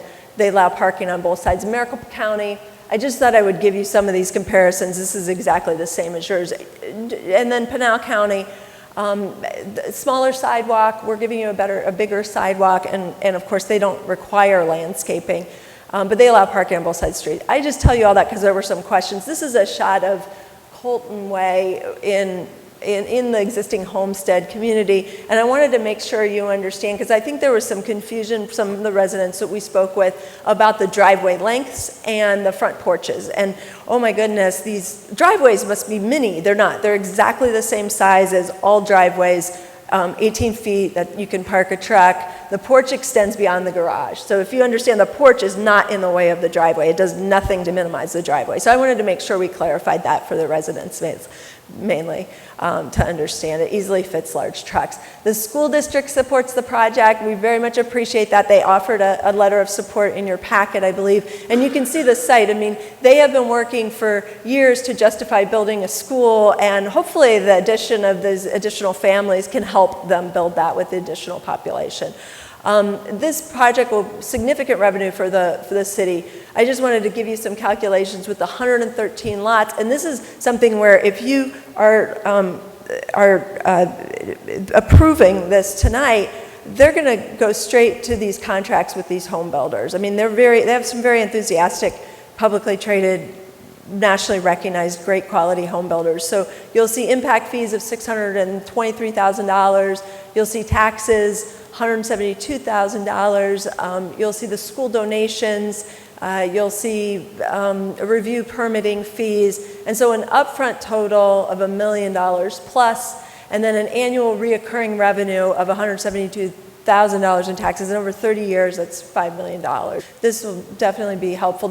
The other thing I wanted to talk about, and we talked a little bit about this with Commissioner Sharp before this meeting, and that was just the reduction of lot size. This developer absolutely wants the reduction of lot size and would drop lots, except that those lots that you drop would then have to be put into being park space and open space and maintaining that, and the residents' fees over the whole homestead community would rise, which is when we got into the concept that I don't think anyone realized that this southern parcel, these Homestead South, is paying under this shared use agreement homeowners association fees to maintain their parks and open space. And I wanted to put that on the record, and I gave my word to the commissioner that I would put that on the record, because it's meaningful, I think, to you and your neighbors. And I'm so glad we got to talk about that because I think that solved much of his concerns. So the homeowners associations fees will actually be lower, not higher, based on these new lots. You think that more people paying in.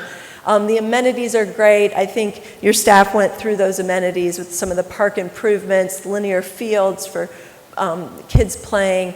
And then we did go to, I think he's recognized as the foremost real estate consulting expert on residential real estate in the western United States and specifically in Arizona, Belfiore. We asked him, would this addition decrease or increase home prices in the area? And he said these prices will lift all, like as someone said, the rising tide lifts all ships. So again, we're not asking for more lots, not one more lot than previously approved. We're just making the width the same as the majority of the homes that already exist in Homestead. And I want to make sure the residents understand that. We're asking for 50% less density than allowed under the general plan. So our proposed density is 3.7.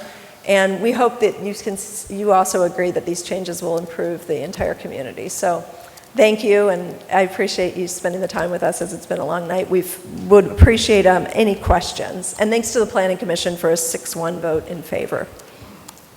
Thank you. Perfect. Council, questions? Start with Councilmember Smith. Question for some discussion with Ryan first.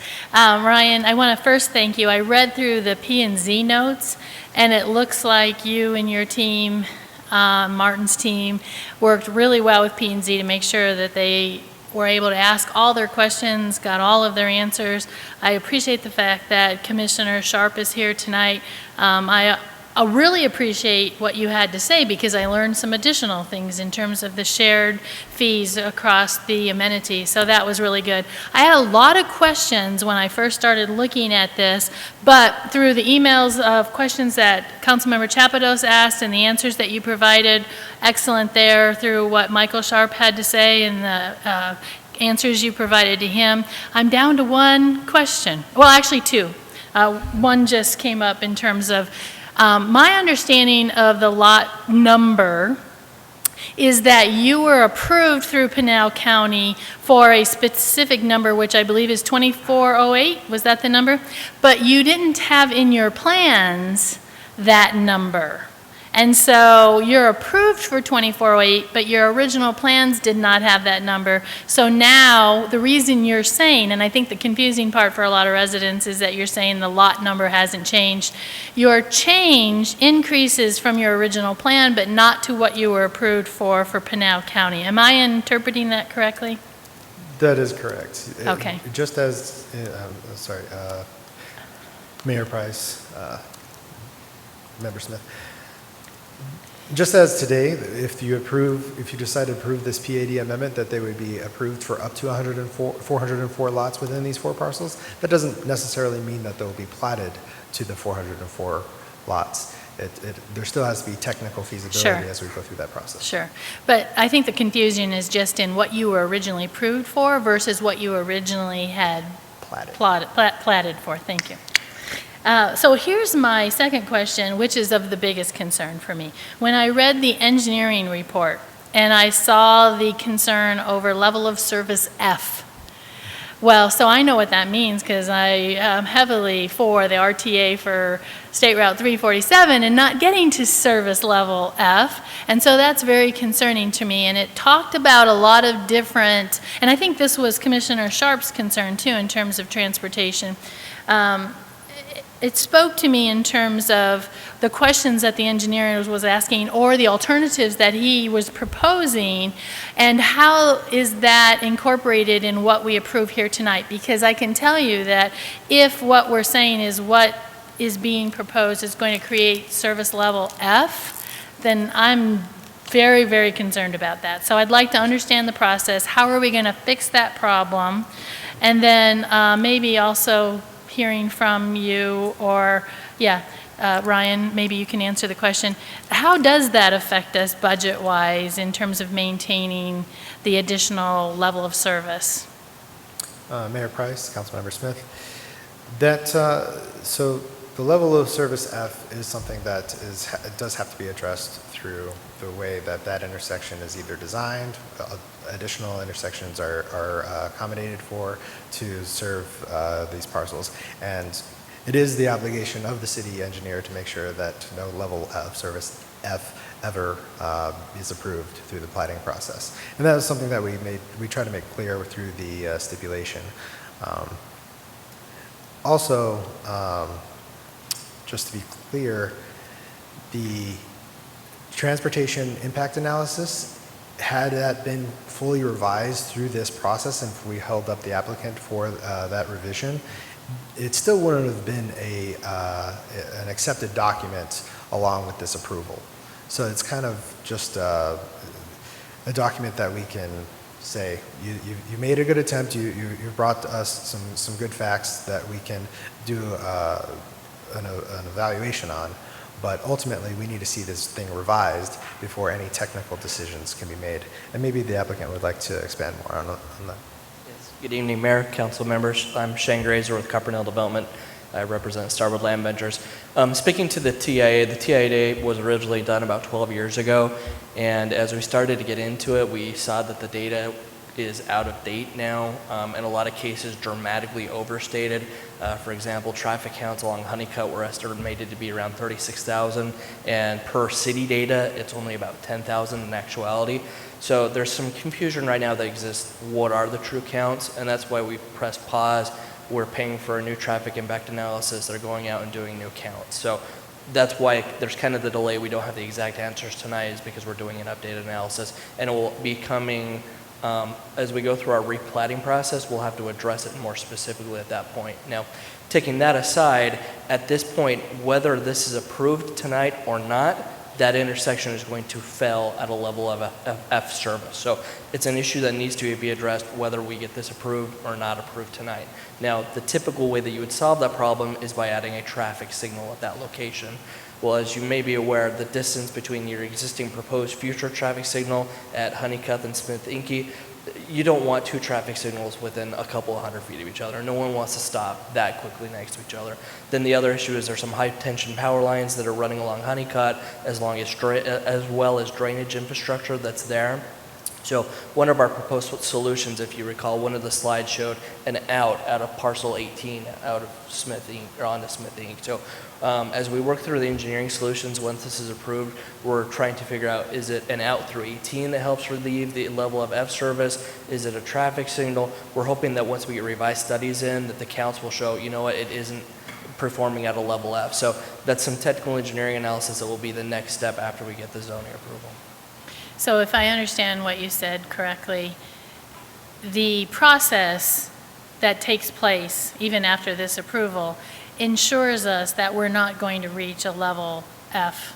Absolutely. Your city staff will do a great job. We're going to sure eliminate that doesn't happen Okay. at a level of F. Okay, and that's included in our normal process. Yeah, and they've made All that. right.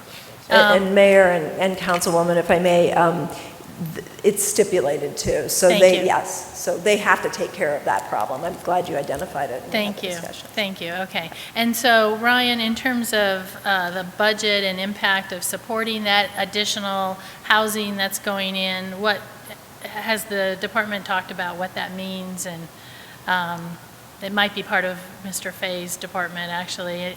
And what does that mean to the city of Maricopa in terms of additional budget? Does it have an impact? Is it covered under the additional income and revenue that's generated because of it? So just some insight there. Mayor Price, Councilmember Smith. From my understanding, our development impact fee schedule was taxed to take into a lot of these concerns about covering residential cost of development to a certain level of expectation, level of service expectation.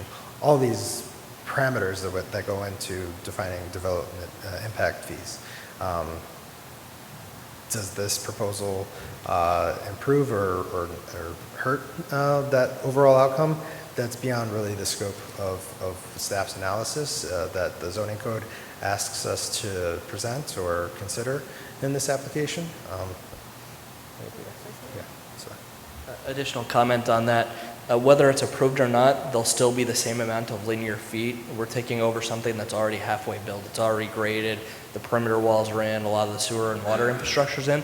So this actually will be very beneficial to the city budget because there will be additional revenue per lot because there'll be more lots. So more lots, same infrastructure. So it should actually be beneficial in that standpoint. All right. Thank you very much. Other questions, council? I had a quick question here on the L out on the 18, parcel 18. I'm looking at the slide presentation you sent over earlier, and it didn't have that little exit portion there. But as I see it on this one, one of the things that I'm seeing is that, clearly you've got 2 or 3 homes there now. Is that something that you're saying that, if it came back to the extent of needing that you'd be all right within absolving yourself of those 2 or 3 homes that are planned? We did 2 iterations, one not showing the out on the Smith Inc., and then we have enough ability in the lots to be able to readjust some of the open space and open up some different areas. So we believe the yield would be the same whether we have that or not. Got it. Thank you. Councilmember Chapos. Thank you for all the information. I was at the P&Z meeting, so I have a little bit of history of how this whole thing has evolved. One of the things I'm struggling with is the total number of lots. And what I was going off of is the original Atwell project that said the original number of lots approved was 2,295, and now we're going up to 2,408. To me, that is 113 more lots. So I'm still a little bit confused as to when you say we're not changing the overall number of lots. When was I couldn't find anything in the historical documents about the 2,408 being the original number, because all I'm seeing here is the 2,295. Yeah, the 2408 was what was approved in the original PAD zoning approval, and so that was the allowable number of lots available to the Homestead North community. So it was zoned for 2,408. Zoned for 2,400, then as D.R. Horton went through and platted and lotted, they went through the process and they platted it out to the 2,200 number, and now we're platting some additional lots, but should be well within the umbrella of what the original zoning approval was for. So I'm correct in saying that we are adding 113 lots, but we're still complying with the zoning approval. And Mayor and Councilwoman, if I may, so when they go to plat, generally you end up losing lots just because of the engineering and configurations. So this absolutely was approved for 2,408, and then they went to plat and they did a smaller amount. So right, but bottom line is there'll be 113 more lots, which is where the differential in revenue and everything else is coming from. I guess my other question has kind of been answered on the new traffic impact analysis. How soon will you know before you have to replat this, whether or not that, and that's the exit road out onto White and Parker, not Smith Enke. Yeah, so when will you know that needs to happen or not happen? They have told us before they reapprove our final plats, because we'll have to go through a platting process again, it would be part of that final platting process. So soon, the study's already been issued, they're doing counts now, so I anticipate in the next month we'll have the report back, and obviously we'll immediately move into that next step, and so we'll know as we move through that process. But based on the request that you're making before us tonight, is the pending sale of this property going to be impacted by that final analysis, or will the sale of the land occur regardless? No, so it goes back to the root cause of why we're before you tonight. So Starwood Land Ventures bought this community from D.R. Horton back in 2008. They've been diligently working through building parks, building communities, installing landscaping way ahead of time. And a great example is parcel 14. They're 70-foot wide lots. They're paved out, curbs in, sidewalks in. Parcel 14's been done for over a decade now. And for the life of us, we take it out to market. We talk to our brokers and say, hey, we've got these beautiful 70-wide lots. They're in a great community. Go market them. And every time they come back and say, you know what, guys, there's just not a market for them yet. The home builders are wanting the smaller lots because that's where the market demand is. And so we've got a parcel of 70s that we can't sell. There's not a market for it. So a year and a half ago, we said, okay, we've got to retool and we got to rethink about what we're going to do with this community. And so originally, we just wanted to come in, break it up into small lots, and move down our road, move down the way. And staff said, no, hold on. That's not going to happen. You need to bring something else to the table. And we're glad they did, because where we started out from to where we got is phenomenally better. We're very excited to be able to bring this product that's going to be tree-lined streets, porches, patios, enhanced communities. We're going, oh, you know what? We actually are getting a better deal because we're going to be able to provide a better value to the home builders and the eventual owners in the community. Going back to the original, can we reduce lots? Well, it's really expensive to do this stuff. When you add all these trees in, all the additional irrigation, the separation of the sidewalk, each time you do those little tweaks, that's hundreds of thousands of dollars. The enhanced park we're going to do, we're looking at losing lots to be able to put a linear park in. We're doing an Eastmark-esque amenity, hundreds of thousands of dollars. So we're not just saying, hey, give us. We're going to turn around and add hundreds of thousands of dollars worth of infrastructure improvements to be able to provide what we think is a great vision. So. And I can appreciate that. I actually like the idea of having alternatives, kind of reminiscent of Agritopia type with the front porches and stuff.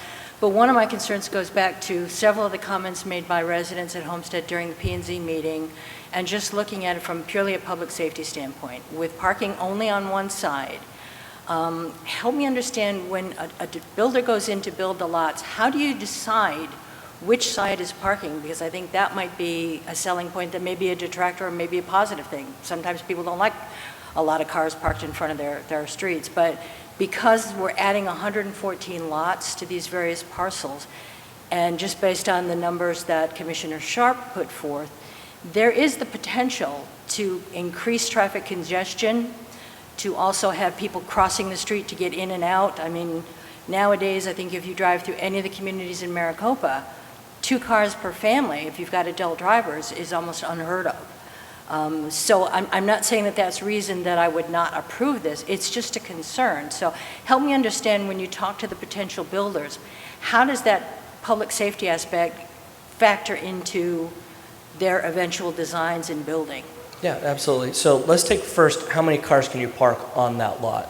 So it's going to be a typical house. It's going to be a house that has a 2-car garage at least, plus the 18-foot driveway. So there's 4 potential cars, 2 in the garage, 2 in the driveway. So there's 4 cars. Then if a lot's 45 to 55 foot wide, you could fit 2 or 3 cars parked in front of the house. Now, the street section we're doing is the typical City of Maricopa standard section, along with the slides we showed already. We're not doing a narrow street. We're doing a typical street, which in any other place in Arizona, you'd have 1 car parked on one side of the road, 1 car parked on the other, and your fire truck still gets through there really easy. So in this case, we're saying, okay, great, you guys have a concern? Well, let's not park cars on one side of the road, and then it's really not going to be a concern because they'll have all that room to be able to get through and have traffic flow. So it's not high density. This isn't detached. It's not apartments. It works, and we've asked the traffic engineers to look into it. We said, okay, you guys are concerned, let's not park it on one side of the road. Now, we'll work with city staff to figure out what is the better side to not park versus the other, and we'll do so at that point. So there's really nothing written in our codes or building design guidelines? There may or there may not be. We're just not to that level of engineering to say whether it's the north side or the south side of the road that gets parked. You didn't really totally answer my question, because typically what we see in communities out here is people use their garages as storage. So you might be able to get 1 car in the garage. And again, I'm not going to use that as a basis to not approve this. It is just a concern, because being involved with an HOA that transitioned to homeowner control, there's a lot of stuff that homeowners inherit that they don't have any control over. So while it may look good from a marketing standpoint, when you actually start to maintain those and pay for that upkeep and everything and the enforcement aspect of it, it falls to homeowners. It falls to management companies that they hire to do that. So it is still a concern, but at this point in time, I do appreciate the fact that you work so diligently with staff, that you are bringing forth alternatives in housing. I have a few concerns about some of the amenities that you're proposing. An open fire pit in the middle of a community. I'm not sure that's going to go very far. May give the police chief and the fire chief nightmares, but it might be worth something that we look at. I mean, it's definitely something different than you see in a typical Maricopa community now. But again, for me, a lot of times things go right back to public safety, and just it is a concern. Great, thank you. And Mayor and Councilwoman, to address the parking, the standard for your city is one side of the road, and that's so we're complying with what the staff has asked. And if you look at the rest of Homestead, 71% of Homestead is this exact size lot or smaller, and I don't believe there has, and you would know this better than I do, obviously, but I don't believe there's been any public safety concerns with how Homestead has parked in the past. Not Homestead, but we've had concerns in other communities. Well, I appreciate that. Thank you. Councilmember Manfredi. Thanks. Great presentation so far. The question I had for you is, when we talk about the traffic and the F, whether we approve this today or you go and build on the already approved, we're still at an F, correct? That's correct. Yeah, so the F doesn't matter what we do today. It's going to be there. Thank you. Any other questions, council? Yes, Councilmember I just had a Kimball and comment. Councilmember Swift. Thanks for the presentation. After seeing the dialogue back and forth from the developer and the city and the stipulations made by staff, I really like all the things that they've added. I mean, I think that lot size and all, I think I have a 55-foot wide, but my house is almost 4,000 square feet, right? So, in lot size, in my personal opinion, doesn't really matter from me as a resident, right? But the things that you've added or proposed to add to the community, I think brings a great look and feel to something that I don't think anywhere in Maricopa has. And I mean, if I was looking for a home and that was something that was in the brochure, I would definitely look in that area based on the porches and the street line trees. So that's just my comment. Thank you. Councilmember Smith and Councilmember Wade. Just one point of clarification from Councilmember Chapados' question. The parking on both sides or one side being a city code, I guess I'm not familiar with that because on Rancho, they park on both sides. So I'm not sure where that came from. Mayor Price, Councilmember Smith. There are two different standards for our local street residential street crossings. The one with the 50-foot width right-of-way and 28 feet pavement does specify one-side parking. Now, what the applicant has proposed is the same right-of-way width, the same pavement width, and staff has stipulated the same one-side parking to comply with standards in our subdivision ordinance. Okay, so we have two standards based on the width of the street, and they're requesting the smaller of the two so that it is forced into one-side parking only. That is correct. Okay. Councilmember Wade. I want to go back to a statement that Commissioner Sharp made, is that it's no problem with making money. I don't have a problem with that, but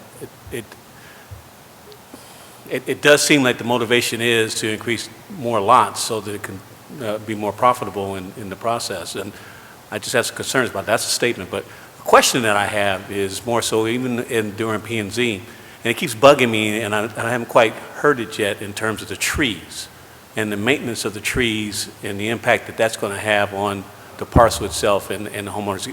Can you kind of talk a little bit about that process? Yeah, absolutely.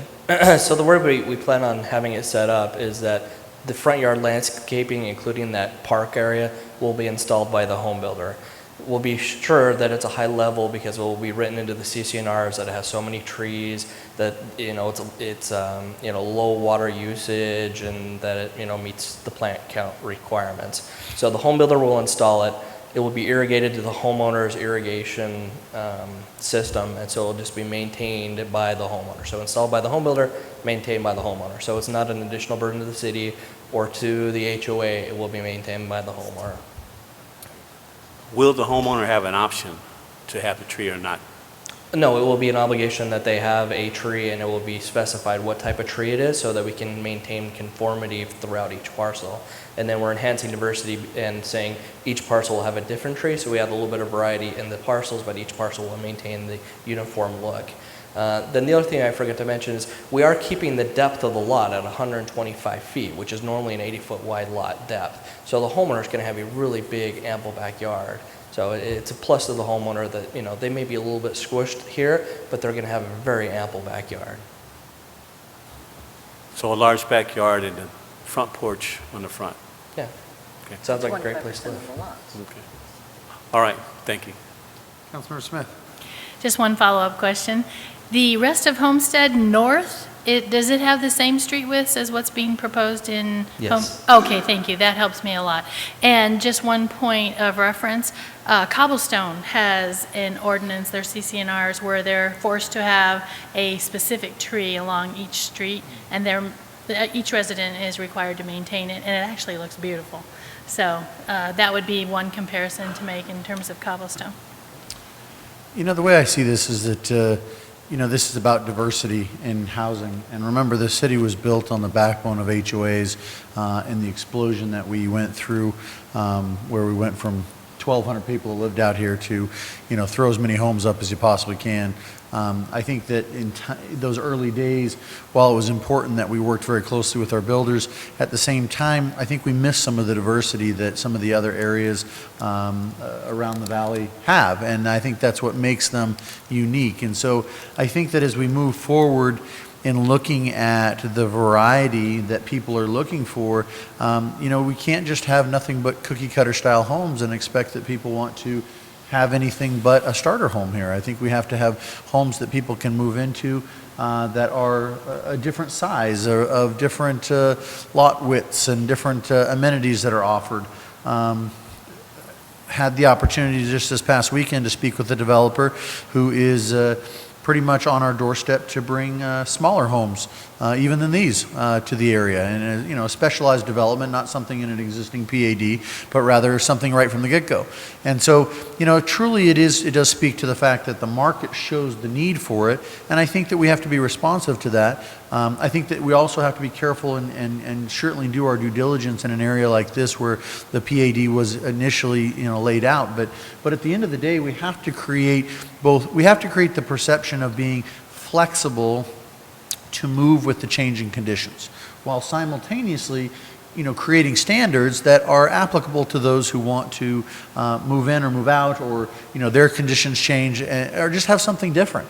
I recently went through a period in which my wife spent some time on the computer looking at different homes in Maricopa just to see the differences in them. And it was interesting to see, based on what we were particularly looking for, what areas you narrowed to, just even in a given street in a couple different subdivisions, because those builders in that area offered certain things that weren't offered anywhere else. And I think that that's something that we lack here, is we lack that diversity. So I, for one, would like to see that we really offer these types of things, and that, I understand the density issues, and I understand some of these things. In a perfect world, there's some additional street parking that I'd love to see, but the reality is that I don't see a problem with this. I think that this moves us forward in a direction that creates some diversity and some differentials for different people to have different ideas of what they want, and certainly the American dream in Maricopa. So with that, is there any motions to move to this? Can I have one more comment? And this was a comment, mostly a question for Ryan. Going forward, I know we're doing this after having gone through a very intensive process with a particular developer and potential builders. But moving forward, I know that the Development Services Department is looking at possibly revisiting our design guidelines. Is this something that could be adequately addressed in the future, taking it through P&Z? And I know the Development Services has been very diligent in taking the P&Z commissioners out to look at different communities and showing them different examples. Is this something we can address that way, or do we need to address it through perhaps a separate small lot ordinance, or what's the best way to proceed in your opinion? Mayor Price, Councilmember Chapados, when you say this is something, can you clarify? Actually, accommodating smaller lots, smaller footprints, different housing densities, different housing options, that kind of thing. Yeah, definitely. So our subdivision ordinance, we are scheduling a larger scope of work to amend the subdivision ordinance to bring the standards to light and make sure that we're coming to a contemporary level of expectation. When it comes to requiring a certain diversity of lot sizes, that's something that's currently there's a foundation of within our subdivision ordinance, and if it's the public's will and the council's will to see those requirements enhanced or refined, that's definitely something that's there's an open door there. We can tweak it, we can beef it up as much as the public or the council behooves. Thank you. Councilor Manfredi. Based on our conversation today, based on the back and forth and the discussions that's been had, and based on P&Z, voting this through, I think, 6-1 for approval with, if you agree, I'd like to make a motion to approve it. I'd second that, Mr. Mayor. So we have a motion and a second. Before we move on, City Manager Rose, do you have a Mayor, comment? Honorable Mayor, if I could just respond briefly to Councilmember Chapados' question regarding the small lot ordinance. I think that that is going to be something that will be required here in Maricopa. I see this more as a trend, and small lots are not bad or good. It just depends upon the amenities that you have, the architectural breakup, the width of the streets, the lighting that you have. There are so many things that influence a small lot community maintaining its value as it continues to age. And so those are some of the things that we will end up taking a very close look at because we want it to continue to appreciate and value the look of that. That's something year in council. Take action up to 180. Tonight, contract. We have to sign the contract tonight, basically. Otherwise, we have the potential of losing that allocation because the APA has to sign their contract with Western Area Power by September 15th. Excuse me, TJ, could I interrupt you? City Manager, the lights on the lobby are out. Could we have somebody take care of that so nobody falls? Sorry about that, TJ. Oh, you're good. No worries. Safety first. So, to get back to where I was at, the APA has to sign their contract with Western Area Power Administration by September 15th. If they do not do that, the whole entire state, us being one of 70 entities, would lose all of our allocation across the state. So it's very important that we look at this and we make a decision tonight so we can either inform the APA that we're going to move forward with the allocation and accept it, or we will deny it and it will reallocate. That's also why we're asking for 185 kW and up to 400,000, because if there is reallocation, we could potentially get up to 10% more energy. More energy is good for us. It gives us a better savings. And we're working with ED3, our local utility, to make sure we get everything taken care of there. So we have the transmission already taken care of. We have the ability to pay taken care of. And we have a bill credit that will come before you September 20th. And basically, we're going to get 5.5 cents as a bill credit. So like I said, it's roughly about $20,000 if everything works out perfectly that the city will save per year. And this contract is a 50-year contract, so that's roughly $1 million over the course of the contract. We will never see this again in our lifetime, probably. So it is one of those where this is a golden opportunity that we don't necessarily want to let go. So, any questions? I'm going to see it 2 more times, Vice Mayor. Twice. I'm going to live forever. I'm just kidding. Any other questions regarding this issue? It seems to make plenty of sense to me. So with that, can I have a motion, please? Move to approve, Mr. Mayor. So we have a motion. Was there a second down at the end there?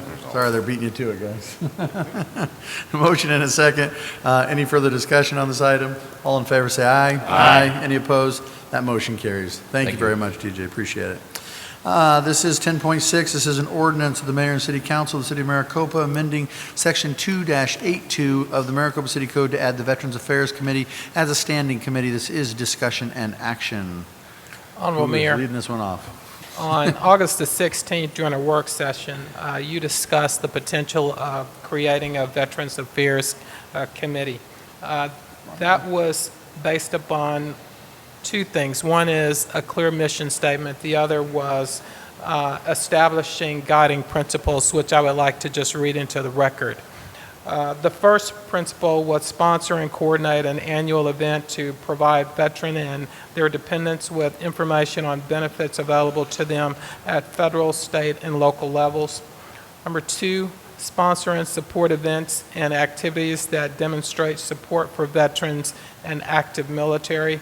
Number 3, provide a forum for former members of the military community to express their views directly to local government. And number 4, provide an annual State of Veteran Affairs report to the Mayor and City Council. As a part of that discussion, you had talked a little bit about the creation of ex officio members as a part of the Veteran Affairs overall committee. We did some research and identified that under the current policy, you're not able to do that.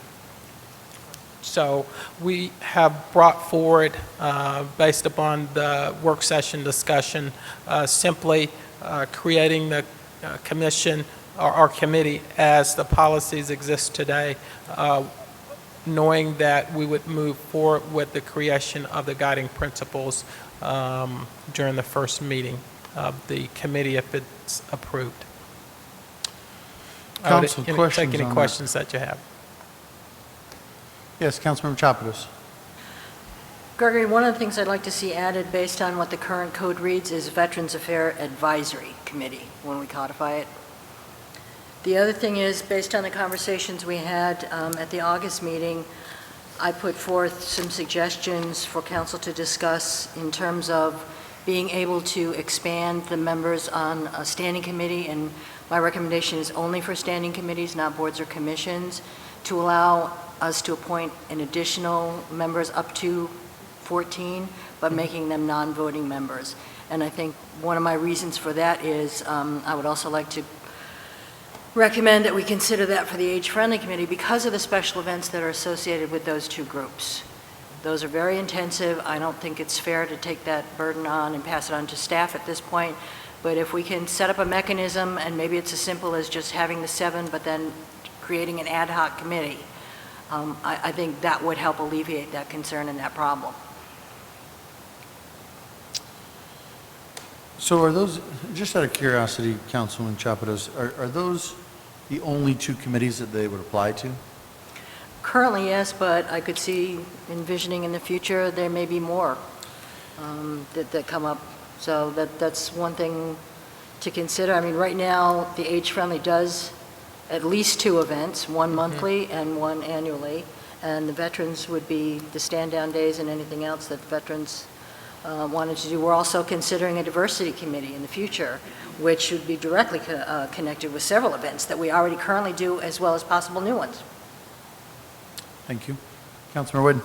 She made the statement I was going to make. There's other committees out there as well that are event-driven, if you will. So it would be nice to have more people. So I think, as this, I don't think anybody's, and I don't mean to speak for all of you, but I don't think anybody has a problem with the Veterans Affairs or Advisory Committee. In fact, I actually like that advisory portion in there.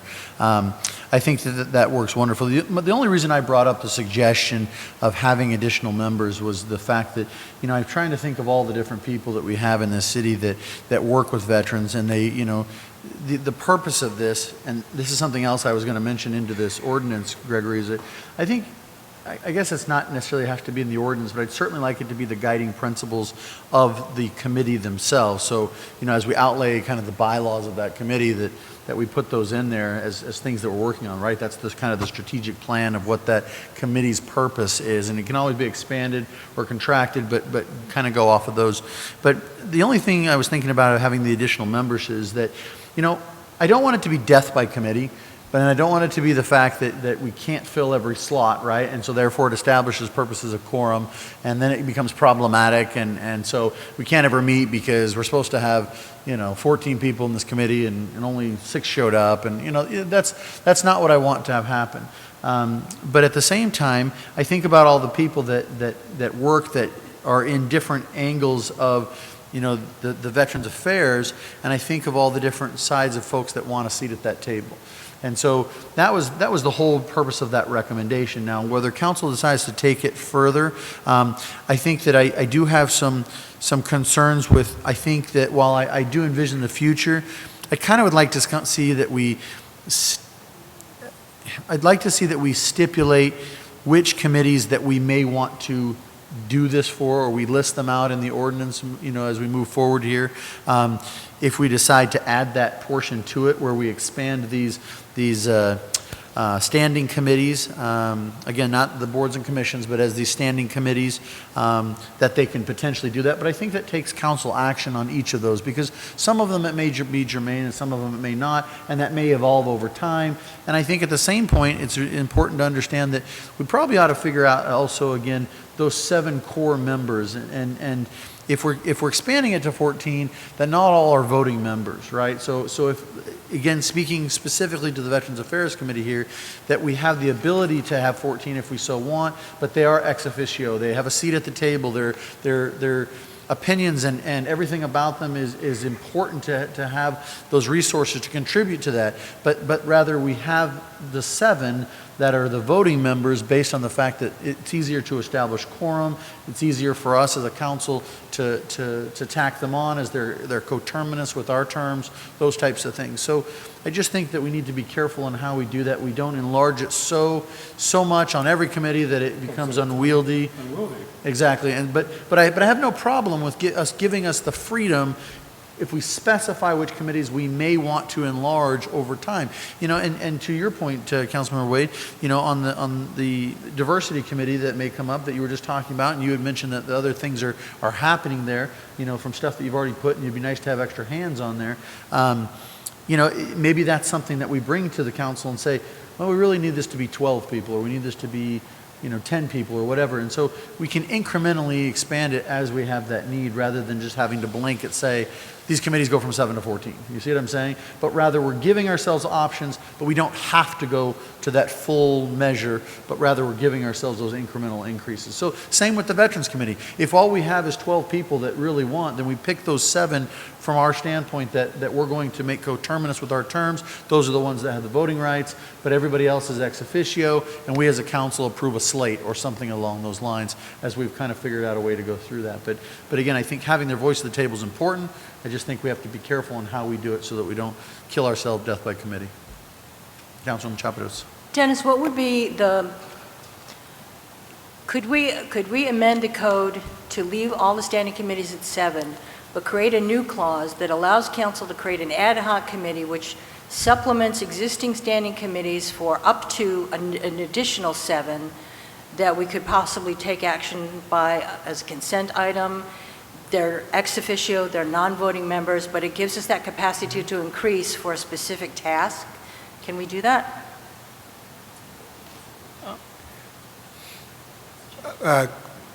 Mr. Mayor, Councilmember Chapados, I think that not tonight you can't do something like that. I mean, it would take us rewriting that portion of the code to allow for those specific changes. But it would just basically establish the ability to create an ad hoc committee for a specific task, kind of like a topic-centric task force. Mm-hmm. Well, if that was the case, I mean, council can give me the approval to establish the task force, and we can just set it up and do it. I don't think we need to rewrite the code for that. It's already in the code. Yeah. Well, I mean, would we consider it a task force at that point, or would it truly be an ad hoc committee? Well, it seemed, from what I was listening to, is that you wanted to add members to specific committees, standing committees, and I think to do that would have to change those portions of the code that specifically define who the members are and what their rights are. Right, but in lieu of doing that, could we leave the code as is, just amend the code to add the Veterans Affairs Advisory Committee, and then create a new subsection that allows for the creation of an ad hoc committee to any other standing committee for a specific purpose? Right, amend the code to do that. Is there a difference between what we would consider as a task force versus what we would deem to be an ad hoc committee? No, I think you could amend the code to do that. But if they're the same, then we don't need to. The task force amendment would already exists and we're covered. Mm-hmm. I guess my question is from a legal standpoint, and from, maybe Vanessa needs to weigh in on this. Is task force and ad hoc committee 2 separate entities, or could they be considered the same thing? Honorable Mayor, Councilmember Chapados, I believe that the task force is only set up for a specific time period, and ad hoc would be ongoing. So the one element about the Veterans Affairs is that you're asking that they provide you with the annual event. So that means that this is going to be ongoing, which would preclude it from being an ad hoc. But it's the same with the Age Friendly. The Senior Info Expo that we do is not a year-long planning process. Right. So it has an ad hoc component to it because you only need them for several months. Right. I'm agreeing with you in the sense that there is a difference between ad hoc and a task force. Task force is going to be for a specific period of time kind of one issue driven. Let's just say that you decided we only want to have one of these events perform. Then I would recommend creating a task force to accomplish that task for you. But what we're proposing here is that you would have an annual event, so not just for 1 year, but for multiple years. And so that would end up being a committee with the addition, I believe, as Dennis is saying, and what you're recommending, of having an ad hoc group participate with them. Well, given what we wanted to accomplish tonight and the time constraints, I would move to approve just amending the code to add the Veterans Affairs Advisory Committee and maybe bring this other issue back to council because we've got some other things that we need to discuss in terms of committee qualifications and that kind of thing. Okay, we do have another comment. I'll go ahead and accept that motion. Is there a second? Second. So before we move to the question here. Yeah, my comment was going to be, why can't we just approve 16-08 as is right there, and then come back and talk about the other issue later? Okay. I know that was going to be my comment. I waved my hands. Mr. Mayor, Yes. I just want clarification. We're adding a Veterans Affair Advisory Committee to the code, Yes. but not appointing members as per the code now? No. Yeah, we would do. Well, yeah, it would be a 7-member standing committee. Okay. Right. okay. All these things we've talked about would be ancillary to it. We'll have that be brought back at a future date to discuss the individual committees and then the needs beyond 7 members. So we can begin recruitment? Correct. Okay. Correct. Thank you. So there's a motion, a second. Any further discussion on this? With that, we'll move to a roll call because it's an ordinance. Let me log in, Mr. Mayor. Councilmember Kimball? Yes. Vice Mayor Brown? Yes. Councilmember Smith? Yes. Councilmember Chapados? Yes. Councilmember Wade? Yes. Councilmember Manfredi? Yes. Mayor Price? Yes. Motion passes. Thank you very much. We are going to flip 10.7 and 10.8 on their heads as we do the resolution first and then we do the ordinance. It just got mixed up in the agenda. So we will do 10.8 first, which is a resolution of the mayor and city council of the city of Maricopa declaring as a public record that certain documents filed with the city clerk and entitled Chapter 5 Municipal Court of the Maricopa City Code relating to the establishment of the powers and duties of municipal court of the city of Maricopa and amending certain provisions of Section 5-1 through 5-105 of the Maricopa City Code. This is for discussion and action. Yeah, that's the way they were supposed to turn out. Mr. Mayor, members of council, I just wanted to bring to your attention, there were a couple additional changes that we made to one in section 514, subpart C and D. We added, and consistent with city financial policies and procedures. We added that clause in both those sections.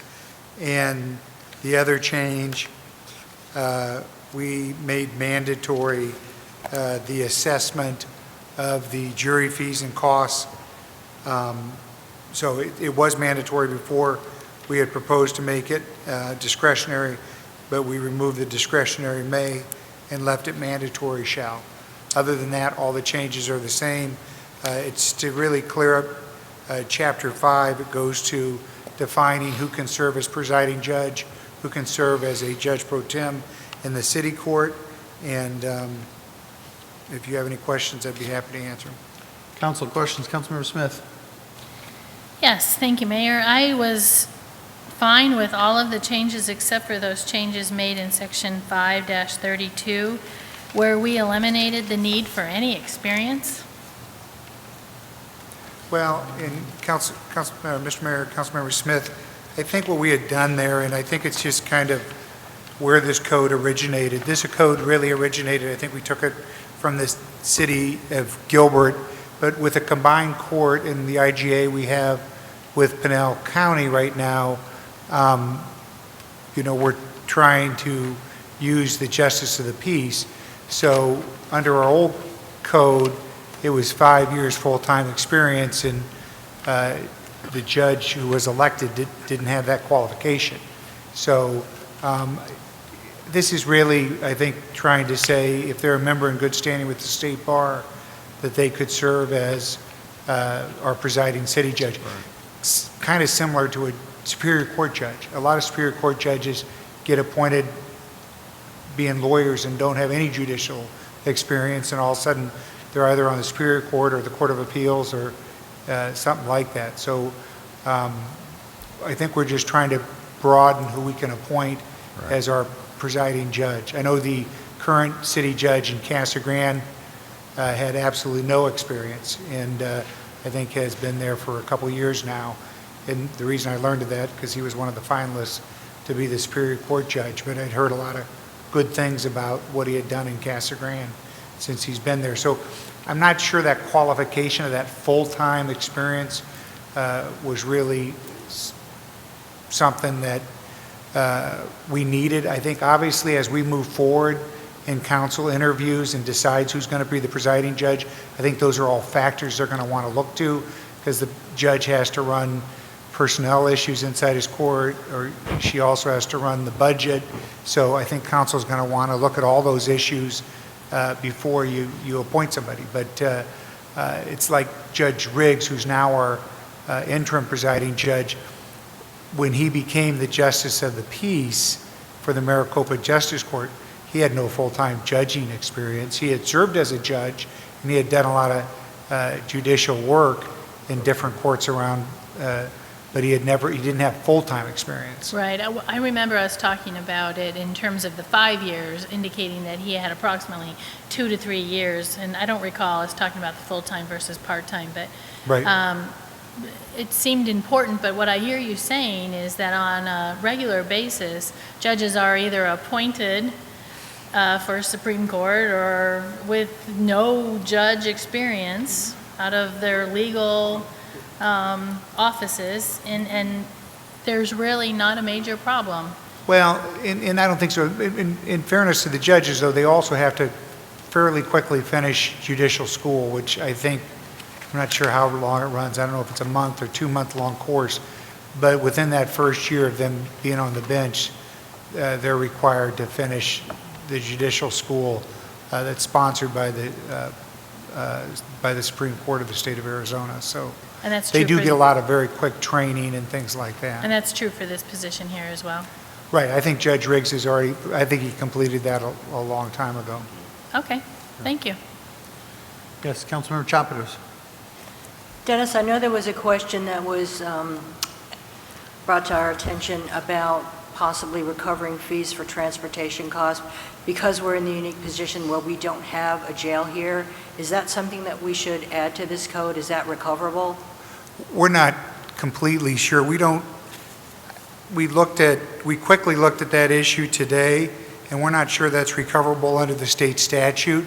We're going to look farther into it to see, because we're kind of in a unique situation that if we're going to make an arrest here in Maricopa, I think Chief Stahl would tell you it's going to take one of his officers off the street probably 3 hours to get him to Florence, book him in Florence, and come back and start patrolling in Maricopa. So we're going to continue to look, and I talked to Judge Riggs today, and he was open to continue to see whether or not that was recoverable, and if it is, we'll bring it back to council. But we quickly looked at another city and didn't see it. We also talked to the administrative office of the court, and they weren't sure. They didn't think it was one of those recoverable court programs that are allowed under state statute. Okay, but if it is, you'll bring it back? Pardon me? If it is, you'll bring it back? Right. If we feel pretty strongly we can recover that, yes, we'll bring it back, and I think Judge Riggs is happy to assess that if it's allowed and approved by council. Thank you. Anybody else? Any other questions? Yes, Councilman Freddie? Just a quick question on it. When I go through this, I found that 11 times we changed the word shall to may for fees. And it's simple stuff like, shall, it used to be the judge shall impose an administrative fee of not more than $75 upon a person whom the warrant is issued. And we changed it, and that's a 5.5-56. And we changed it from shall to may. On that one there, what's the point of changing it to the may, I guess? Mayor, Councilmember Manfredi, I think part of it becomes judges' preferences. I think I've been through this once before where Judge Sully had us change them all to shall. I think Judge Riggs felt more comfortable having that discretion, and I think from him looking at the situation and who's before him, I think the fee still gave him discretion on whether to assess them or not, even though it said shall.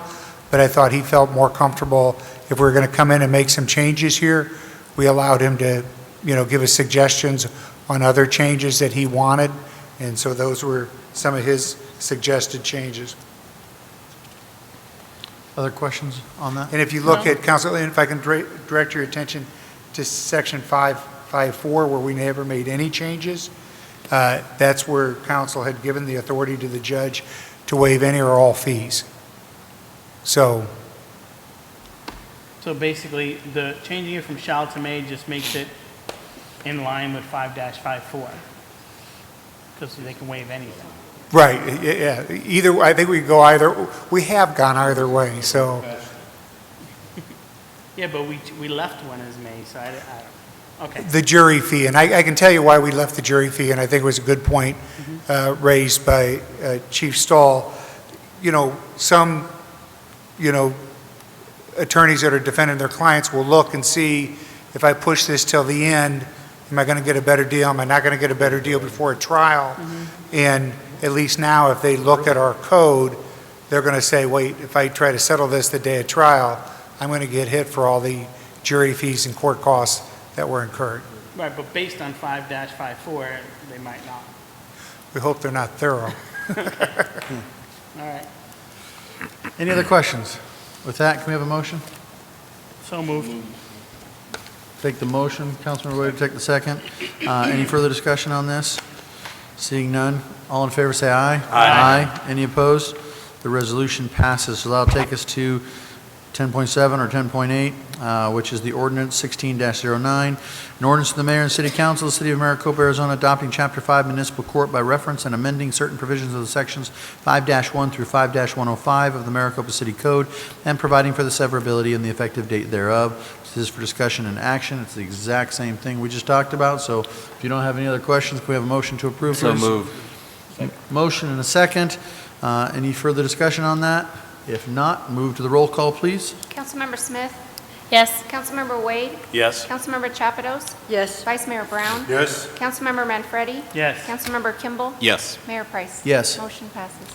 Great, thank you. And then last but not least, for all of you diligent audience members, 1, 2, 3 of you, we have reached item 10.9, resolution of the mayor and city council of the city of Maricopa, Pinal County, Arizona, declaring and adopting the results of the primary election held on August 30th, 2016, is for discussion and action. Vanessa, do you want to touch base on that real quick?